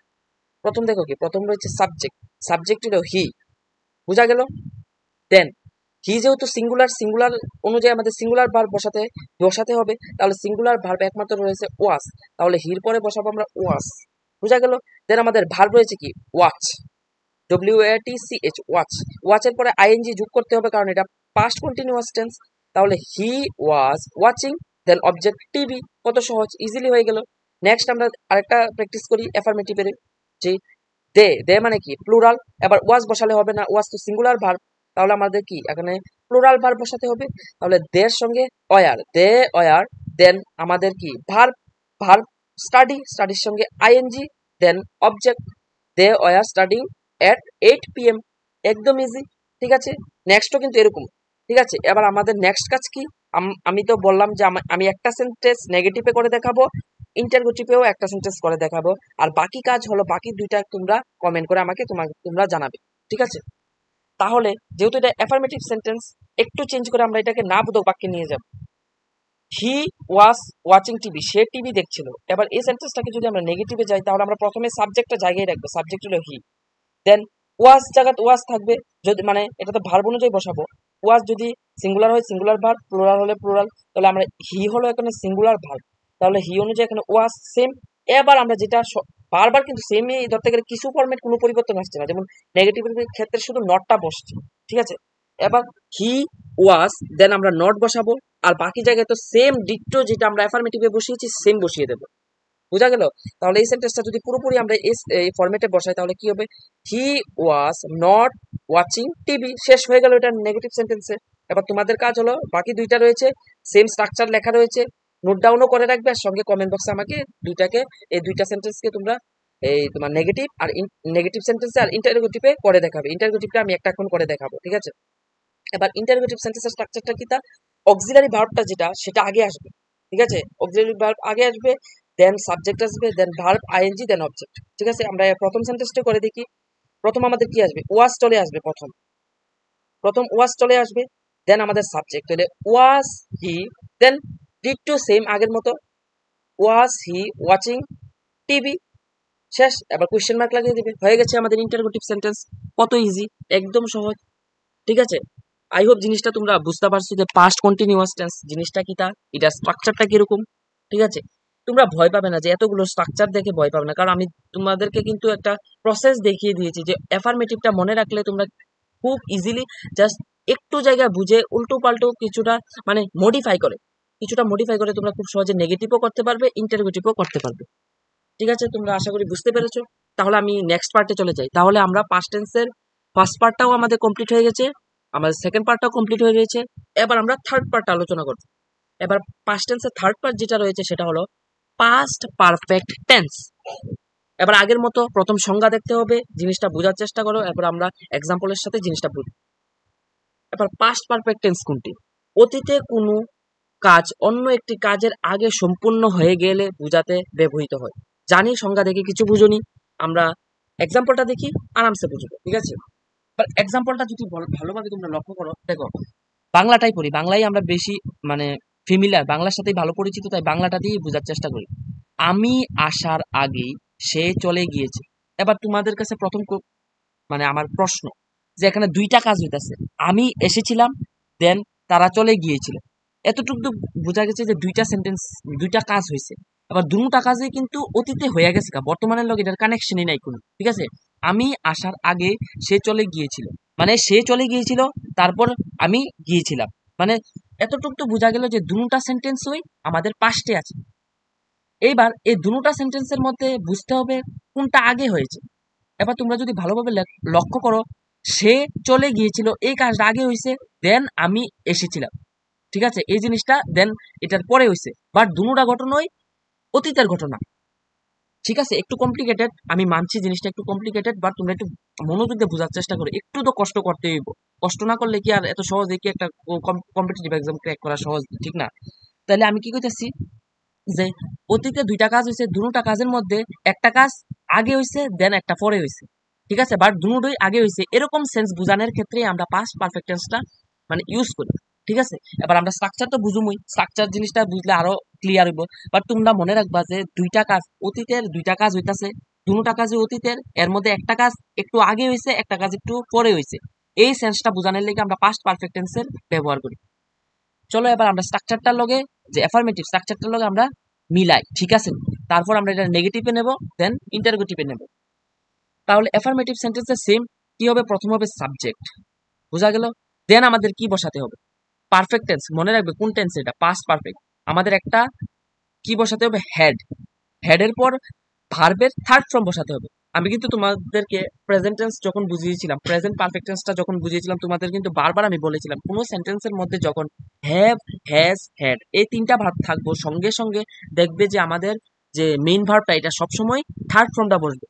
হ্যাভ, হ্যাজ, হ্যাড যখনই আসবে আমাদের মেইন ভার্বটা থার্ড ফর্মে বসবে, বোঝা গেল। তাহলে আমরা কি স্ট্রাকচারটা কি, প্রথম সাবজেক্ট, দেন হেড, দেন ভার্বের থার্ড ফর্ম, দেন অবজেক্ট। এবার আমরা এই স্ট্রাকচারটা মিলে, প্রথম হলো হি, হির জায়গায় হি, দেন হেড, হেড তো হলো, দেন ভার্বের থার্ড ফর্ম লেফট হয়েছে, দেন অবজেক্ট, অবজেক্ট হলো ভাই জায়গাটা বিফোর আই কেম, এখানে কিন্তু কেম কিন্তু সেকেন্ড ফর্ম রয়েছে, ঠিক আছে। এবার এতটুকু তো বুঝতে পারছো যে এখানে দুইটা ঘটনা হয়েছে, ঠিক আছে। এবার কিটা হয়েছে, যে before I came he had left, তাহলে হি হ্যাড লেফট মানে সে চলে গিয়েছিল, এই কাজটা আগে হয়েছে, দেন আমি গিয়েছিলাম, দুটা কাজই অতীতে। আমি হয়তো বা বারবার তোমাদেরকে রিপিট করছি, তোমরা হয়তো বিরক্ত ফিল করছো, বাট আমি চাইছি যে জিনিসটা কনসেপ্টটা একদম ক্রিস্টাল ক্লিয়ার হোক, সেই কারণে আমি বারবার রিপিট করছি। আমি কি বলছি যে পাস্ট পারফেক্ট টেন্সের মধ্যে দুটোই অতীতের ঘটনা হবে, বাট শুধু চেঞ্জ এতটুকু হবে যে দুটা অতীতের ঘটনার মধ্যে একটা অতীতের ঘটনা আগে হবে, আর একটা অতীতের ঘটনা একটু পরে হবে, ঠিক আছে। এই কনসেপ্টটা বুঝলে তোমরা বুঝতে পারবে যে পাস্ট পারফেক্ট টেন্স জিনিসটা কি, ঠিক আছে। এবার এই সেন্টেন্সটারই যদি আমি নেগেটিভে নিয়ে যাই, কোনো চেঞ্জ করতে হতো না, সেম ডিটটো এটাই বসাই দেবো, শুধুমাত্র মেইন ভার্ব আর হেডের মাঝখানে একটা নট বসাবো, ঠিক আছে। এবার যদি এটাকেই আমি নেগেটিভে নিয়ে যাই তাহলে কি হবে, প্রথম হবে সাবজেক্ট, সাবজেক্ট কি, হি হ্যাড, সাবজেক্টের পরে হেড নট বসাতে হবে, তাহলে he had not, not, then ভার্বের third form left, before I come হয়ে গেল, কত ইজি। এবার তোমাদের কাজ হলো বাকি দুইটা সেন্টেন্সকে নেগেটিভ ফরম্যাটে নিয়ে আমাকে কমেন্ট বক্সে জানাবে। এবার এই সেন্টেন্সটারে আমরা প্রশ্নবোধক বাক্যে নিয়ে যাই। তাহলে কি করতে হবে? প্রথমে আমরা হেডটাকে সামনে নিয়ে যেতে হবে। হেড বসাবো, তাহলে কি হবে না, হেড দেন সাবজেক্টটাকে এদিক একটু পিছনে নিতে হবে, মানে হেডের পরে নিয়ে যেতে হবে। তাহলে হেড হি দেন সেম আগের মতো। তাহলে আমরা এই পুরোটা সেন্টেন্স কি হবে? Had he left before I came. তাহলে সঙ্গে আরেকটা কি ইউজ করতে হবে? কোয়েশ্চেন মার্কটা অবশ্যই ব্যবহার করতে হবে। ঠিক আছে, একদম ইজি। আমরা যদি অ্যাফার্মেটিভটা বুঝে যাই তাহলে কিন্তু বাকি দুইটা আমরা নিজে থেকেই তৈরি করতে পারবো। তাহলে তোমাদের কাজ কি? আমি তো একটা একটা সেন্টেন্সকে নেগেটিভও করে দেখিয়েছি, ইন্টারগেটিভ করেও দেখিয়েছি। এবার তোমাদের কাজ হবে বাকি যে দুইটা রয়েছে সেটাকে নেগেটিভ আর ইন্টারগেটিভ করে আমাকে কমেন্ট বক্সে জানাবে। আই হোপ জিনিসটা ক্লিয়ার। তাহলে আমি নেক্সট পার্টে যাচ্ছি। আমাদের অন্তিম পাস্ট টেন্সও কিন্তু এখন শেষ হয়ে যাবে। আমাদের টিমটা কিন্তু একদম ভালোভাবে আলোচনা করা হয়ে গেছে। আমরা এখন পাস্টের যে লাস্ট পার্টটা রয়েছে, 4 নাম্বার পার্টটা, সেটা আলোচনা করব। ওকে, সো পাস্ট টেন্সের যে লাস্ট পার্টটা সেটা হলো পাস্ট পারফেক্ট কন্টিনিউয়াস টেন্স। সংজ্ঞা দেখবো, এক্সাম্পল দেখবো, জিনিসটা কনসেপ্টটা বোঝার চেষ্টা করবো, দেন আমরা স্ট্রাকচারটা আলোচনা করবো। অতীতে একটা কাজ অনেকক্ষণ ধরে চলছিল এবং অন্য একটি কাজ আগেই শুরু হয়েছিল এমন বোঝাতে ব্যবহৃত হয়। জানি কিছু বুঝুনি, বাট চিন্তা করো না, তোমরা আগে এক্সাম্পল দেখো, এক্সাম্পল দেখে জিনিসটা বুঝো। আমি 1 ঘন্টা ধরে অপেক্ষা করছিলাম। সে সকাল থেকে পড়ছিল। তারা 5 বছর ধরে সেখানে বাস করছিল। এইবার জিনিসটা একদম মানে চোখ কান খোলা রেখে জিনিসটা বুঝে সেন্স বুঝতে হইব। তোমরা বাংলাটাই বুঝতে হইব, তোমার ইংলিশ বুঝার দরকার নেই। ইংলিশটা বাংলার সেন্সটা যখন বুঝবা তখন অটোমেটিকলি একটু এফোর্ট দিলে ইংলিশটা নিজে নিজেই বুঝবা। এবার তোমরা এটা দেখো, তোমরা আগে এটা কো যে এই সেন্টেন্সটা দেখে তোমরা এটা বুঝতে পারতাছো না, অ্যাটলিস্ট এটা বুঝতে পারতাছো না যে এটা পাস্ট টেন্সে আছে না প্রেজেন্ট টেন্সে আছে। তোমরা আবার পড়ো সেন্টেন্সটা, আমি 1 ঘন্টা ধরে অপেক্ষা করছিলাম। এর মানে কি তা করছিলাম কথাটা পড়ার সঙ্গে সঙ্গে আমরা এতটুকু বুঝে গেছি যে এটা অতীতের ঘটনা। ঠিক আছে, এবার যদি আরেকটু চোখ কান খোলা রেখে আরেকবার যদি পড়ো তাহলে আরেকটা জিনিস বুঝবা যে আমি 1 ঘন্টা ধরে অপেক্ষা করছিলাম, মানে একটা নির্দিষ্ট টাইম পিরিয়ড ধরে তুমি অপেক্ষা করছিলে। মানে আমি এখানে মানে তোমাকে দিয়ে রিপ্রেজেন্ট করছি, আমি 1 ঘন্টা ধরে অপেক্ষা করছিলাম, মানে একটা নির্দিষ্ট টাইম পিরিয়ড ধরে তুমি কন্টিনিউয়াসলি অপেক্ষা করছিলে। ঠিক আছে, এই জন্য মানে কিন্তু অতীতে কিন্তু শেষ, বর্তমানের লগে এটার কোনো সম্পর্ক নাই। ঠিক আছে, অতীতে একটা নির্দিষ্ট টাইমে একটা কাজ করতেছে, মনে করো অতীতেই আবার শেষ হয়ে গেছে, কিন্তু নির্দিষ্ট টাইম পর্যন্ত হইতেছে। ঠিক আছে, বোঝা গেল? তাইলে আমি এখন কি করলাম, অতীতে এই কাজটা স্টার্ট হয়েছে বাট একটা নির্দিষ্ট টাইম পিরিয়ড পর্যন্ত চলতে আসলো, এরকম সেন্স যখন দেয় তখন আমরা এটা কি করি? Past perfect continuous tense. এখনো কিছু এই এই জিনিসটা হয়তো বা একটু কমপ্লিকেটেড লাগতেছে, বাট এত চিন্তার কিছু নেই। একটু দেখো, আমি স্ট্রাকচারটা ভালো করে আলোচনা করে দিতেছি, ইজিলি তোমরা জিনিসটা বুঝবা। দেখো, অ্যাফার্মেটিভ সেন্টেন্সে যদি স্ট্রাকচারটা দেখি, সাবজেক্ট থাকবো, দেন হ্যাড বিন থাকবো, দেন ভার্ব প্লাস আইএনজি থাকবো। দেখো আমি এর আগেও বলছি, কন্টিনিউয়াস যখনই আসবো সঙ্গে সঙ্গে আইএনজি, ভার্বের সাথে আইএনজি নিয়ে আসবে, এটা একটা কমন ফ্যাক্টর। ঠিক আছে, সাবজেক্ট থাকবো, হ্যাড বিন থাকবো, ভার্বের সাথে আইএনজি থাকবো, দেন অবজেক্ট থাকবো। সেম একটা সিন্স আর ফরের কনসেপ্ট। আই হোপ যেহেতু এটা লং ভিডিও হইতাছে, ওয়ান শটের মতো একটা ভিডিও রেডি করতেছি এই জিনিসটা। আমি জানি যে প্রেজেন্ট টেন্সের কিন্তু প্রেজেন্ট পারফেক্ট কন্টিনিউয়াস টেন্সের কিন্তু আমি সিন্স আর ফরের কনসেপ্টটা কিন্তু একদম ভালো করে ডিটেইল আলোচনা করে দিছি। তোমরা যদি ওই কনসেপ্টটা বুঝতে থাও তাহলে এই জায়গা তার বোঝানোর দরকারই নেই। ঠিক আছে, এবার একটা টাইম থাকবে। এবার স্ট্রাকচারের লগে আমরা এক্সাম্পলটা মিলাই তাইলে আমরা জিনিসটা একটু ভালো বুঝব। ঠিক আছে, আমরা সাবজেক্ট কি, তার সাবজেক্ট হলো আই। আই এর পরে আমরা হেড বসাতে হবে। ঠিক আছে, হেড, দেন বিন, আর ভার্ব আসবে, ভার্ব হলো ওয়েট, আর লগে আইএনজি আইব, ওয়েটিং। তাহলে এতটুকু দিয়ে বোঝা গেল সাবজেক্ট, হেড, বিন, ভার্ব, ভার্বের সাথে আইএনজি, দেন অবজেক্ট। এই সবটা জায়গায় হলো অবজেক্ট, কিন্তু অবজেক্টটা আবার একটু একটু মানে অনেক মানে এটা একটু কনসেপচুয়াল। যদিও আমি প্রেজেন্ট টেন্সে যে যখন বুঝেছিলাম, প্রেজেন্ট কন্টিনিউয়াস টেন্স যখন বুঝেছিলাম, এটা আমি আলোচনা করে দিয়েছিলাম। ফর আর সিন্স কখন হয়, তবুও আমি আবার কয়ে দিতেছি, যারা জানো তারা বিরক্ত ফিল করবা, কিন্তু তবুও আমি যাতে চাই তোমরা জিনিসটা না ভুলো, সেই কারণে কইতেছি। যদি একটা নির্দিষ্ট টাইম পিরিয়ড থেকে বোঝানো হয় তাহলে এটা আমরা সিন্স ব্যবহার করি, আর যদি একটা একটা নির্দিষ্ট টাইম শুধু বোঝায়, আমি এক্সাম্পল দিতেছি, মনে করো একটা বিল্ডিং এর কাজ চলতেছে, 2020 সাল থেকে কাজ শুরু হয়েছে বাট বর্তমান পর্যন্ত চলতেছে, এরকম বোঝা যখন, তখন তোমরা কি তখন আমরা এটারে সিন্স ব্যবহার করি, নির্দিষ্ট টাইম পিরিয়ড যখন বোঝায়, মানে টাইমটা তোমার উল্লেখ করে দিব যে 2020 সালের থেকে এটা কাজটা করতেছিল, এখন পর্যন্ত চলতেছিল, এরকম কিন্তু বোঝানোর ক্ষেত্রে আমরা সিন্সটা ব্যবহার করি। আর যদি শুধুমাত্র টাইম পিরিয়ডটা দেওয়া থাকে তাহলে আমরা কিটা করি? ফর ব্যবহার করি। ঠিক আছে। এবার দেখো এই এক্সাম্পলটা দেখলে বুঝবা। এখানে কি হচ্ছে, আমি 1 ঘন্টা ধরে অপেক্ষা করছিলাম, মানে 1 ঘন্টা যে এটা কয়টার থেকে অপেক্ষা করতে আসলো, টাইমটা কিন্তু নির্দিষ্ট টাইমটা দেওয়া নাই। যদি নির্দিষ্ট টাইম দেওয়া থাকতো, যদি বলা থাকতো যে আমি বিকেল 5টা থেকে আমি ওয়েটিং করতে আসলাম, ঠিক আছে, তাহলে এখানে আমরা সিন্স বসিয়ে দিতে পারতাম। যেহেতু নির্দিষ্ট টাইম দেওয়া নাই, সেই কারণে আমরা এখানে ফর, শুধু টাইম ডিউরেশনটা দেওয়া আছে, এলিগে আমরা এখানে ফর ব্যবহার করছি। তাহলে আশা করি এই জিনিসটা আমি বারবার হয়তো বা আবার রিপিট করছি, বাট তোমরা বিরক্ত হইও না, জিনিসটা বোঝার চেষ্টা করো, ঠিক আছে। তাহলে I had been waiting then for an hour, বোঝা গেল। নেক্সট সেম ফরম্যাটে আমি আরেকটা দেখাইতেছি এনো, যেমন অ্যাফার্মেটিভেও কোনো আছে, শি সাবজেক্ট হলো শি, তারপরে হ্যাড বিন, তারপরে ভার্বের সাথে আইএনজি, এবার সিন্স মর্নিং। এবার দেখো এই যে সে সকাল থেকে পড়ছে, এবার কিন্তু নির্দিষ্ট একটা টাইম দিয়ে দিয়েছে। টাইম বলতে শুধু যে তোমরা ঘড়ির টাইম দেখবা এমন না, একটা নির্দিষ্ট একটা পয়েন্ট বুঝাইতেছে, যেমন মর্নিং থেকে, সকাল থেকে পড়তাছে, সে পড়ছিল, তাহলে এটা নির্দিষ্ট একটা জিনিস বুঝাইতেছে, তখনই আমরা সিন্স ব্যবহার করতেছি। এবার দেখো ওই পরের সেন্টেন্সটা দেখো, ফর 5 ইয়ার, ঠিক আছে, এই দেখো এই জিনিসটা লক্ষ্য করো, তারা 5 বছর ধরে সেখানে বাস করছিল। এবার মানে কত সন্তিকা বাস করতে আসলো সেই টাইমটা কিন্তু দেওয়া নাই। যদি টাইমটা দেওয়া থাকতো, সনটা যদি দেওয়া থাকতো, তাহলে কিন্তু তোমরা এখানে সিন্স ব্যবহার করতে পারতা। কিন্তু এখানে শুধুমাত্র ডিউরেশনটা দেওয়া আছে যে 5 বছর অব্দি মানে তারা এখানে বাস করতেছিল, সেই কারণে আমরা এখানে ফর ব্যবহার করছি। তাহলে আমি এই সেন্টেন্সটারই আবার এফার্মেটিভে আমি স্ট্রাকচারটা মিলাই, সাবজেক্টের জায়গায় সাবজেক্ট কিতা দে, এবার হেডের জায়গায় হেড, দেন বিন, এবার লিভিং, লিভ হলো আমাদের ভার, এবার আইএনজি যোগ করছি, লিভিং দেয়ার, এরপর হলো ফর 5 ইয়ার, শেষ, কত ইজি, বুঝা গেল। এবার এই জায়গাটা দিকে তোমরা কেউ ডরাইও না যে সিন্স ফর টাইম, এই কনসেপ্টটা তো আমি বুঝাই দিচ্ছি, এতটুকু তো সেম হই, অবজেক্ট পর্যন্ত তো সেম হই, ঠিক আছে। এবার এই সিন্স আর ফরটা দেয় কেন জানো নি, যদি এই জায়গাটা আমি তোমার না দিতাম, তাহলে আছে না তোমরা কম্পারিজন করে, মানে পাস্ট টেন্সের লগে, পাস্ট কন্টিনিউয়াস টেন্সের লগে তোমার প্রেজেন্ট কন্টিনিউয়াস টেন্স, এটির কম্পারিজনটা ভালোভাবে করতে পারলে হলো। যার কারণে আমি এক্সট্রা করে শুধু অবজেক্ট দিয়ে দিলে কিন্তু পারতাম, ঠিক আছে। যাতে তোমরা সেন্সটা বুঝো, এর লিগে কিন্তু আমি আলগা করে আবার সিন্স ফর টাইম এটা কিন্তু এই জায়গাটা অ্যাড না করলেও পারতাম, ঠিক আছে। যেহেতু এটা পাস্ট পারফেক্ট কন্টিনিউয়াস টেন্স বোঝানোর চেষ্টা করতেছি, সেই কারণে আমি সিন্স আর ফর যে টাইমের যে কনসেপ্টটা, এই জিনিসটা আমি অ্যাড করে দিচ্ছি, ঠিক আছে। আই হোপ জিনিসটা বুঝতে পারছো। এবার ইজি জিনিস আসলো, এবার চলো আমরা ফরম্যাটটা একটু এনে চেঞ্জ হইব, একটু চেঞ্জ করে একটা বানাই, আর বাকি তোমরারই দায়িত্ব, তোমরাই রেডি করতে হইব, তোমরার কাজ এটা। ফার্স্ট সেন্টেন্সটারই আমরা নেগেটিভে নিয়ে যাই। ফার্স্ট সেন্টেন্সে যদি দেখো, প্রথম সাবজেক্টের জায়গায় সাবজেক্ট আই, এবার হেডের জায়গায় হেড, এবার বিন আর হেডের মাঝখানে কিন্তু নটটা ইউজ করতে হবে, এটা কিন্তু মনে রাখতে হবে, ঠিক আছে। তাহলে আই হ্যাড নট বিন, আর বাকি জায়গা তো সেম অ্যাফার্মেটিভ যেভাবে বসিয়েছো সেম ভাবে বসিয়ে দেবে, আর কোনো চিন্তা নেই, ঠিক আছে। এবার বাকি সেন্টেন্সগুলো তোমরা অবশ্যই আমাকে টাইপিং করে কমেন্টে জানাবে।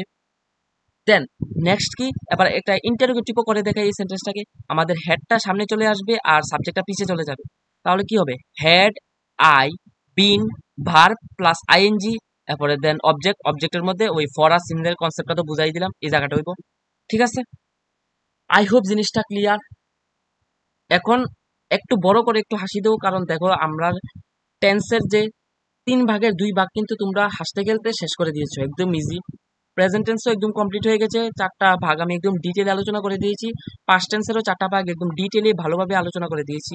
আশা করতেছি যে তোমরা একটা খাতা কলম নিয়ে সুন্দর করে নোটস করতেছো, ঠিক আছে। এটা আমি তোমাদের কাছে এতটুকু তো আশা রাখতেই পারি, কারণ আমি জানি যে বারবার ভিডিও দেখুন সম্ভব না, আর ভিডিওটা যথেষ্ট লম্বা হইতাছে, আমি এটাও বুঝতেছি। বাট যেহেতু আমার অল্প পড়ান থেকে বালা, যেহেতু মানে একদম ডিটেলে পড়ুন, অল্প বিদ্যা ভয়ঙ্করী একটা কথাই আছে, জানলে একদম ভালো করে জানো, আর না জানলে একদম না হয়ে জানো। যেহেতু জানতে আইসো একদম ডিটেলে জানো, ঠিক আছে। তাইলে এখন পর্যন্ত আমরা কি প্রেজেন্ট টেন্সের 4টা ভাগ একদম ডিটেলে কমপ্লিট হয়ে গেছে, পাস্ট টেন্সের 4টা ভাগ ডিটেলে কমপ্লিট হয়ে গেছে। কোনো জায়গায় যদি কোনো কনসেপ্টে মানে বুঝতে অসুবিধা হয়, তোমরা অবশ্যই কমেন্ট বক্সে জানাইবা। আর চাইলে মানে ঠিক আছে, আর অন্য কিছু না, তোমরা চাইলেও কমেন্ট বক্সে আমার জানাইবা, আমি অবশ্যই চেষ্টা করুম কমেন্টের মধ্যেই মানে জিনিসটাকে বুঝাই দেওয়ার। এছাড়াও যদি না বুঝো, তাহলে অন্য একটা পথ আমি বাই করবো, এটা অনেক টেনশন করে লাভ নাই, তোমরা অবশ্যই ফিডব্যাকটা দিও, ঠিক আছে। আর তোমরা কিন্তু কাজ দিতে আছে, আমি কন্টিনিউ প্রত্যেকটা সেন্টেন্সের কিন্তু এই স্লাইডটি চাইলে আরো বড় করতে পারতাম আমি, প্রায় 2-3 ঘন্টা পরিশ্রম কইরা, দেন এত কালার কোড কইরা, কালারিং কইরা, সুন্দর কইরা আমি এই স্লাইড গুলো বানাইছি, অনেকটা পরিশ্রম হয়েছে কিন্তু আমার এটা তোমার তৈরি করতে, ঠিক আছে। তাই আমি চাই জিনিসটা তো কাজে লাগে, ঠিক আছে। তোমরা অবশ্যই তোমরা যে কাজ দিতেছি, যে প্রতিটা স্ট্রাকচারের মধ্যে কিন্তু আমি তোমরা কাজ দিয়ে দিছি, যে এটার মধ্যে নেগেটিভ হলে এইটা হইব, তোমরা দুইটা দুইটা করে সেন্টেন্স করছি, কমেন্ট বক্সে জানাইবা। আলিস্যামি করবা না, ঠিক আছে, আলিস্যামি করলে কোনোদিন পারতা না।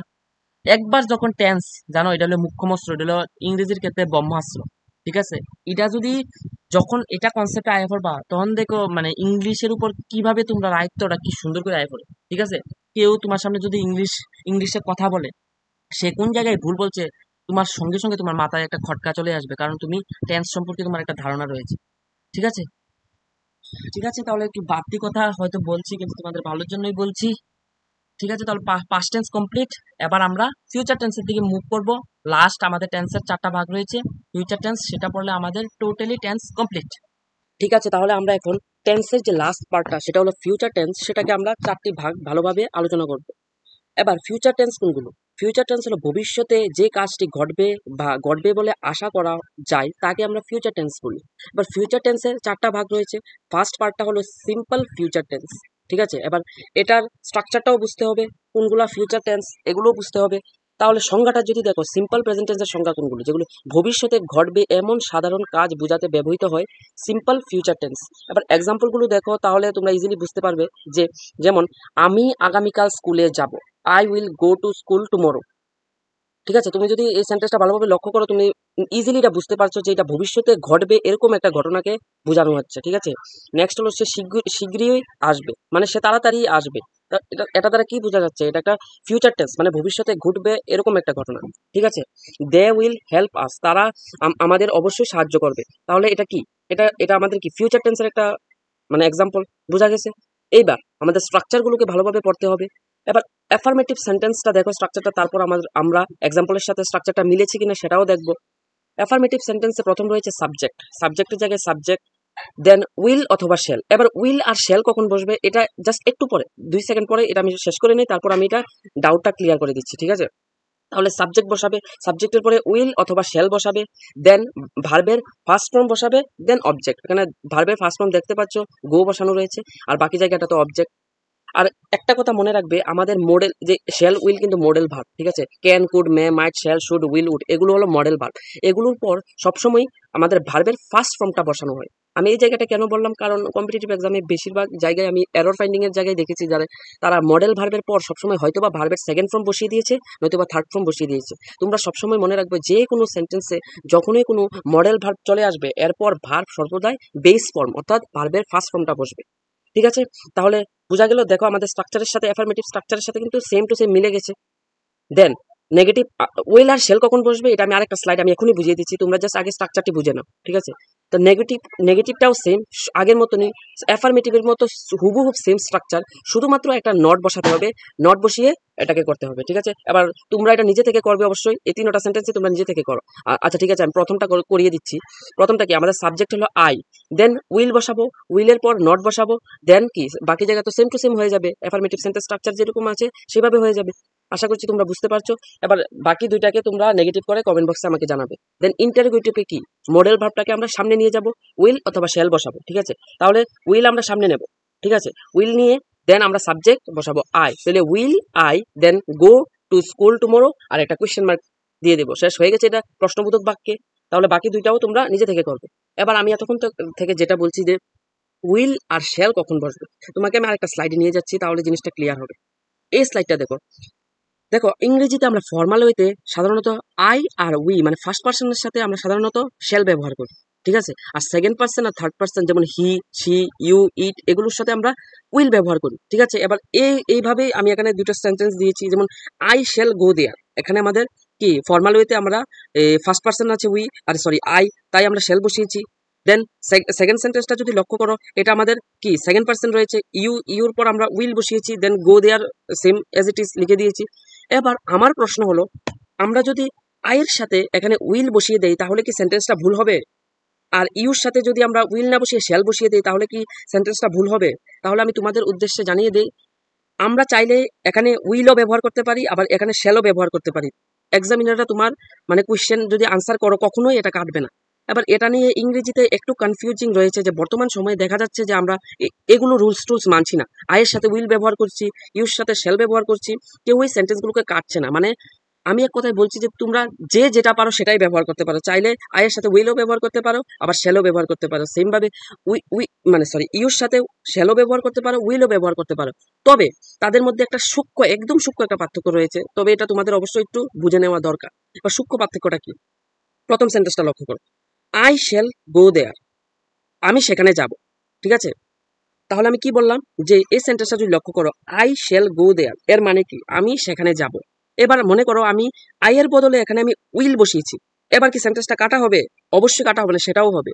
তবে এটার মধ্যে হালকা একটু পার্থক্য রয়েছে। যখন আমি আই শ্যাল গো দেয়ার সেন্টেন্সের মধ্যে লিখবো তখন এর মানে হলো আমি সেখানে যাব। আর যখন আমি উইল সেখানে ব্যবহার করব এর মানে আমি সেখানে যাবই যাব। এর মানে কি দেখো এখানে আমি লিখে দিচ্ছি, জোর দিয়ে বলার ক্ষেত্রে আমরা এই যে স্ট্রাকচারটা সেটাকে উল্টো ভাবেও ব্যবহার করতে পারি। মানে কি বলছি আমি, আয়ের জায়গায় আয়ের সাথে আই আর উইল সাথে তো আমরা সাধারণত শ্যাল ব্যবহার করি, কিন্তু আমরা যদি এটাতে উইল ব্যবহার করি তাহলে সেন্টেন্সটার একটা সেন্স একটু আলাদা দেবে, কারণ এটার মধ্যে জোর খাটিয়ে বলা হচ্ছে। এবার মনে করো যে তুমি বললে যে আমি কালকে মানে স্কুলে যাব, ঠিক আছে, কিন্তু এর পরবর্তীকালে দেখা গেল যে বৃষ্টি এসেছে বা কোনো একটা কারণে তুমি যেতে পারোনি, ঠিক আছে, তখন আমরা এটাকে শ্যাল ব্যবহার করে শেষ করে দিতে পারি। কিন্তু এবার বৃষ্টি আসুক, তুফান আসুক, ঝড় আসুক, যাই হোক, আমি স্কুলে যাবই যাব, মানে এটা 100% শিওর, তখন সেই ক্ষেত্রে আমরা উইলটা ব্যবহার করতে পারি। এবার তোমাদের কাছে প্রশ্ন হলো, আমি যদি তাহলে আমরা এখানে কি শ্যাল ব্যবহার করব না উইল ব্যবহার করব? এবার আমি তো সেন্সটা বুঝিয়ে দিলাম যে জোর করে খাটিয়ে মানে জোর দিয়ে বলার ক্ষেত্রে আমরা শ্যালও ব্যবহার করতে পারি, উইলও ব্যবহার করতে পারি, এখানে কোনো বাধ্যবাধকতা নেই। ঠিক আছে, কারণ আমরা বর্তমানে যখন ফিউচার টেন্সে কেউ কোনো বাক্য বলে তখন দেখবে যে তারা এইসব রুলস টুলস, বিশেষ করে উইলের ক্ষেত্রে আর শেলের ক্ষেত্রে এইসব মেনে চলে না। দেখবে যে আয়ের সাথে উইল ব্যবহার করে ফেলছে, থার্ড পার্সন সেকেন্ড পার্সনের সঙ্গে শেল ব্যবহার করে নিচ্ছে। তাই আমি বলছি যে তোমরা যখন যদিও এক্সামিনাররা এই জায়গা থেকে খুব কম কোয়েশ্চেন দেয়, কারণ এই জায়গাটা রুলস একদম অ্যাপ্রোপ্রিয়েট ভাবে মানে মানে মেনে চলা হয় না, যেই কারণে আমরা চাইলে আই আই আর উইল সাথে শ্যালও ব্যবহার করতে পারি, উইলও ব্যবহার করতে পারি। সেম ভাবে সেকেন্ড পার্সন থার্ড পার্সনের সাথে উইলও ব্যবহার করতে পারবো, শ্যালও ব্যবহার করতে পারবো। শুধুমাত্র জোর দিয়ে বলার ক্ষেত্রে জাস্ট আমরা এগুলোকে একটু মানে যে ফর্মাল ওয়ের পরিবর্তে আমরা একটু চেঞ্জ করে দিই। আই হোপ জিনিসটা কি, আর এটা নিয়ে এত ভাবার কিছু চিন্তা নেই, মানে এত বেশি চিন্তা করবে না। হয়তোবা তোমরা বলবে আমি বুঝিনি জিনিসটা কি, বাট তোমরা এটাই মনে রাখবে যে আই হোক, উই হোক, সেকেন্ড পার্সন হোক, থার্ড পার্সন হোক, সব ক্ষেত্রেই তোমরা শ্যালো ব্যবহার করতে পারবে, উইলও ব্যবহার করতে পারবে। শুধুমাত্র একটু চেঞ্জ হয়ে যায় যদি তোমরা একটা বাক্যকে জোর দিয়ে বলো যে 100% যে এই কাজটা আমি করবই করবো, তখন আমরা কি আই বা উইর সাথে শ্যালটার পরিবর্তে আমরা উইল ব্যবহার করি। আর সেকেন্ড পার্সনের ক্ষেত্রে যেহেতু নর্মাল ওয়েতে আমরা উইল ব্যবহার মানে উইল ব্যবহার করি, কিন্তু যখন জোর দিয়ে কিছু বলতে চাই তখন আমরা থার্ড পার্সন সিঙ্গুলার পার্সন সাবজেক্টগুলোর সাথে শ্যাল ব্যবহার করি। আই হোপ জিনিসটা তোমাদের কাছে ক্লিয়ার। এত ভাবার কিচ্ছু নেই, এটা একদম ইজি। ঠিক আছে, তাহলে আমরা মূল আমাদের যে সেন্টেন্স স্ট্রাকচারে যাওয়া যাক। ঠিক আছে, তাহলে আশা করি এই জায়গাটা বুঝতে পেরেছো যে ফিউচার টেন্সের 4টা ভাগ রয়েছে, এর মধ্যে স্ট্রাকচারগুলো কি রয়েছে এগুলো তো আমি আগেই বলে দিয়েছি। ঠিক আছে, তোমরা অবশ্যই যে সেকেন্ড আর থার্ড যে সেন্টেন্সগুলো রয়েছে সেগুলোকে নেগেটিভ আর ইন্টারোগেটিভ ফরম্যাটে নিয়ে আমাকে কমেন্ট বক্সে অবশ্যই জানাবে। ঠিক আছে, আমরা নেক্সট পার্টে যাওয়া যায়। এবার ফিউচার টেন্সের নেক্সট যে পার্টটা রয়েছে সেটা হলো ফিউচার কন্টিনিউয়াস টেন্স। এবার সংজ্ঞা দেখো, ভবিষ্যতে কোনো নির্দিষ্ট সময়ে চলতে থাকবে এমন কাজ বোঝাতে ব্যবহৃত হয়। সংজ্ঞা দেখে কিছু না বুঝলে চিন্তার কিছু নেই, এক্সাম্পল দেখলে ইজিলি বুঝতে পারবে। এবার দেখো বাংলাটা দেখো, বাংলা দেখলে জিনিসটাকে সেন্সটা তোমার মাথায় আসবে যে ফিউচার কন্টিনিউয়াস সেন্স মানে টেন্সের সেন্টেন্সগুলো কিরকম হয়। এবার দেখো আমি আমি আমি রাত 8টা থেকে, সরি এখানে একটু ভুল হয়েছে, এখানে কি হয়েছে আমি রাত 8টা থেকে পড়তে থাকবো। ঠিক আছে, একটু ভুল হয়েছে। নেক্সট সেন্টেন্সটা দেখো, সে রাতের খাবার রান্না করতে থাকবে, তারা একটি সিনেমা দেখতে থাকবে। এবার একটা জিনিসটা বোঝার চেষ্টা করো, আমি আরেকটু মানে ইলাবোরেট করে জিনিসটাকে বোঝানোর চেষ্টা করছি। এখনো কিন্তু সিনেমা, এই সেন্টেন্সটাই দেখো, তারা একটি সিনেমা দেখতে থাকবে মানে কি একটা জায়গায় যাবে, মনে করো সিনেমা হলে যাবে, যাওয়ার পর একটা নির্দিষ্ট সময় পর্যন্ত তারা সিনেমা দেখতে থাকবে, মানে ফিউচারে কন্টিনিউয়াসলি একটা ঘটনা ঘটবে, সেটা আগে থেকেই বলা হচ্ছে। বুঝা গেল, তারা ডিসাইড করেছে তারা সিনেমা দেখতে যাবে, এই সিনেমা ভবিষ্যতে তারা দেখতে থাকবে, একটা নির্দিষ্ট টাইম বোঝানো হচ্ছে। আই হোপ তোমরা যদি না বুঝে থাকো দাঁড়াও আমি আরেকটু ক্লিয়ার করে বলছি। এই সেকেন্ড সেন্টেন্সটা যদি দেখো, সে রাতের খাবার রান্না করতে থাকবে, এর মানে কি সে এখনো কিন্তু রান্নার কাছেই যায়নি। সে হয়তোবা তোমার বন্ধু তোমার সঙ্গে বলছে যে তোমার বন্ধুকে তুমি জিজ্ঞেস করলে রাতে কি করবি, তো তোমার বন্ধু আনসার দিলেও সে এমন টাইমে রাতের খাবার রান্না করতে থাকবে, মানে কি ফিউচারে কন্টিনিউয়াসলি করতে থাকবে, এরকম একটা সেন্স দিচ্ছে। আশা করি বুঝতে পারছো। এবার আমাদের মেন কাজ সেন্টেন্সের স্ট্রাকচারটা তো অবশ্যই বুঝতে হবে। এবার অ্যাফার্মেটিভ হাবুদক বাক্যে স্ট্রাকচার আমরা মিলিয়ে দেখি ঠিক আছে কিনা। সাবজেক্টের জায়গায় সাবজেক্ট রয়েছে, দেন উইল বসাবে, দেন বি বসাবে। এখানে নতুন অ্যাড হয়েছে বি, মনে মনে থাকবে, subject then will be then ভার্বের ফার্স্ট ফর্ম এই যে রিড। আর কন্টিনিউয়াস যখনই আসবে, আমি বারবার বলেছি কন্টিনিউয়াস যখনই আসবে আইএনজি একটা যুগ হবে। দেন আমাদের অবজেক্ট অ্যাট 8 PM। তাহলে পুরোপুরি মিলে গেছে। প্রথমে subject I, then will be, then ভার্বের first form read, then ING reading, তারপরে দেন অবজেক্ট এট 8 AM, মানে আমি রাত 8টা থেকে পড়তে থাকি। ঠিক আছে, এখানে একটু ভুল হয়েছে। নেক্সট, আমরা এই সেন্টেন্সটা বুঝতে পারা গেছে। সেম ভাবে দেখো, she will be cooking dinner. Same ভাবে দেখো, সাবজেক্টের জায়গায় সাবজেক্ট, উইল বির জায়গায় উইল বি, কুকিং কুক আর প্লাস আইএনজি, আর অবজেক্ট হলো ডিনার। বুঝতে পেরেছো? এবার আমি একটা নেগেটিভ করে দেখাই, তোমরা বাকিগুলোকে করে দেখাবে। ঠিক আছে, সেম ভাবে কমেন্টে আমাকে জানাবে। এবার সেকেন্ড সেন্টেন্সটাকেই মনে করো আমি নেগেটিভে নিয়ে যাই। তাহলে আমাদের কি করতে হবে? সেম ভাবে শির জায়গায় শি রয়েছে, উইলের জায়গায় উইল রয়েছে, মনে রাখতে হবে উইল আর বির মাঝখানে নটটা বসাতে হবে। তাহলে কি হবে? She will, then not, then be, then same আগের মতো বসিয়ে দেবে। আর উপরের মানে ফার্স্ট নাম্বার সেন্টেন্সটা আর থার্ড নাম্বার সেন্টেন্সটা তোমরা নেগেটিভ ফরম্যাটে করে কমেন্ট বক্সে জানাবে। আবার সেম ভাবে আমি মনে করো থার্ড সেন্টেন্সটারই আমি করে দেখাই, ইন্টারগেটিভ প্রশ্নবোধক বাক্য করে দেখাই। তাহলে দেখো, প্রথমে আমাদের মডেল ভার্বটা সামনে চলে যাবে, উইল সামনে আসবে, দেন সাবজেক্ট আসবে। তাহলে উইল দে, দেন বির জায়গায় বি থাকবে, দেন সেম ভাবে ভার্বের first form, then ING, then object আর একটা কোয়েশ্চেন মার্ক দিতে হবে। তাহলে পুরোটা সেন্টেন্স যদি আমি ইন্টারগেটিভে নিয়ে যাই তাহলে কি হবে? Will they be watching a movie, question mark, হয়ে গেল। এবার বাকিগুলো তোমরা অবশ্যই আমাকে কমেন্ট বক্সে কমেন্ট করে জানাবে। কত ইজি! খামাখা তোমরা এত টেনশন করছো, শুধুমাত্র একটু নোট ডাউন করবে আর জিনিসটাকে প্রতিদিন অ্যাটলিস্ট 2বার বা 1বার করে রিভিশন দেবে আর মাথাটা খাটিয়ে বোঝার চেষ্টা করবে। দেন কিছুদিন প্র্যাকটিসের পর দেখবে ইজিলি, একদম ইজিলি টেন্স, একদম ইজি। টেন্স হলো সব থেকে সহজ। ঠিক আছে, আর মনে রাখবে টেন্স যখনই তোমার আয়ত্তে চলে আসবে দেখবে ইংরেজির অর্ধেক ভয় তোমার মন থেকে চলে গেছে। ঠিক আছে, তাহলে আমরা সেকেন্ড পার্টে চলে গেলে, এবার থার্ড পার্টে চলে যাওয়া যাক। থার্ড হলো ফিউচার পারফেক্ট টেন্স। এবার সংজ্ঞা আর বাক্যটা দেখে আমরা সেন্সটা আগে ডেভেলপ করতে হবে, কোন সেন্টেন্সগুলো ফিউচার পারফেক্ট টেন্সে রয়েছে। ঠিক আছে, তাহলে সংজ্ঞা: ভবিষ্যতে কোনো নির্দিষ্ট সময়ের আগে যে কাজ শেষ হয়ে যাবে এমন বোঝাতে ব্যবহৃত হয়। এবার জিনিসটা এতটুক থেকে আশা করি কিছু বুঝোনি, কিন্তু এক্সাম্পলটা দেখো তাহলে বুঝতে পারবে। আমি বিকেল 5টার মধ্যে কাজ শেষ করে ফেলবো। এবার সেন্সটা বোঝার চেষ্টা করো। মনে করো তুমি এখনো কাজ শুরুই করোনি, যেহেতু এটা ফিউচার টেন্সে আমাকে নিতে হবে। তুমি এখনো কাজ শুরুই করোনি আর এখন থেকেই তুমি বলছো যে আমি 5টার মধ্যে কাজটা শেষ করে ফেলবো। বোঝা গেল সেন্সটা কি? মানে ফিউচারে তুমি কাজটা করবে এবং সঙ্গে সঙ্গে তুমি বলেও দিচ্ছ যে কত সময়ের মধ্যে তুমি কাজটা কমপ্লিট করে দেবে।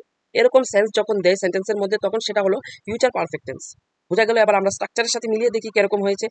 দেখো, অ্যাফার্মেটিভ ভার্বের বাক্যে কি প্রথম সাবজেক্ট থাকে, সাবজেক্টের জায়গায় subject I, then will have, মনে থাকবে। এবার কিন্তু উইল আর হ্যাভ একসাথে আসবে, উইল হ্যাভ, দেন ভার্বের third form, then object the work by 5 PM। এটা তো এজ ইট ইজ লিখে দেবে, আমি বিকেল 5টার মধ্যে কাজ শেষ করে ফেলবো। কত সহজ! শুধু স্ট্রাকচারটা একটু কষ্ট করে মনে রাখলে ইজিলি তোমরা সেন্টেন্সটাকে মানে তৈরি করতে পারবে। ঠিক আছে, তাহলে আরেকটা জিনিস এখানে মনে রাখবে, এই যে আমি কিন্তু বারবার বলছিলাম যে হ্যাভ যখনই সেন্টেন্সের মধ্যে আসবে, হ্যাভের পরে সবসময় ভার্বের থার্ড ফর্ম বসবেই বসবে। ঠিক আছে, এটা মনে রাখার চেষ্টা করুন। এবার আমি নেগেটিভ করে দেখাই, সেম সেন্টেন্সটাকে নেগেটিভ করে দেখাই।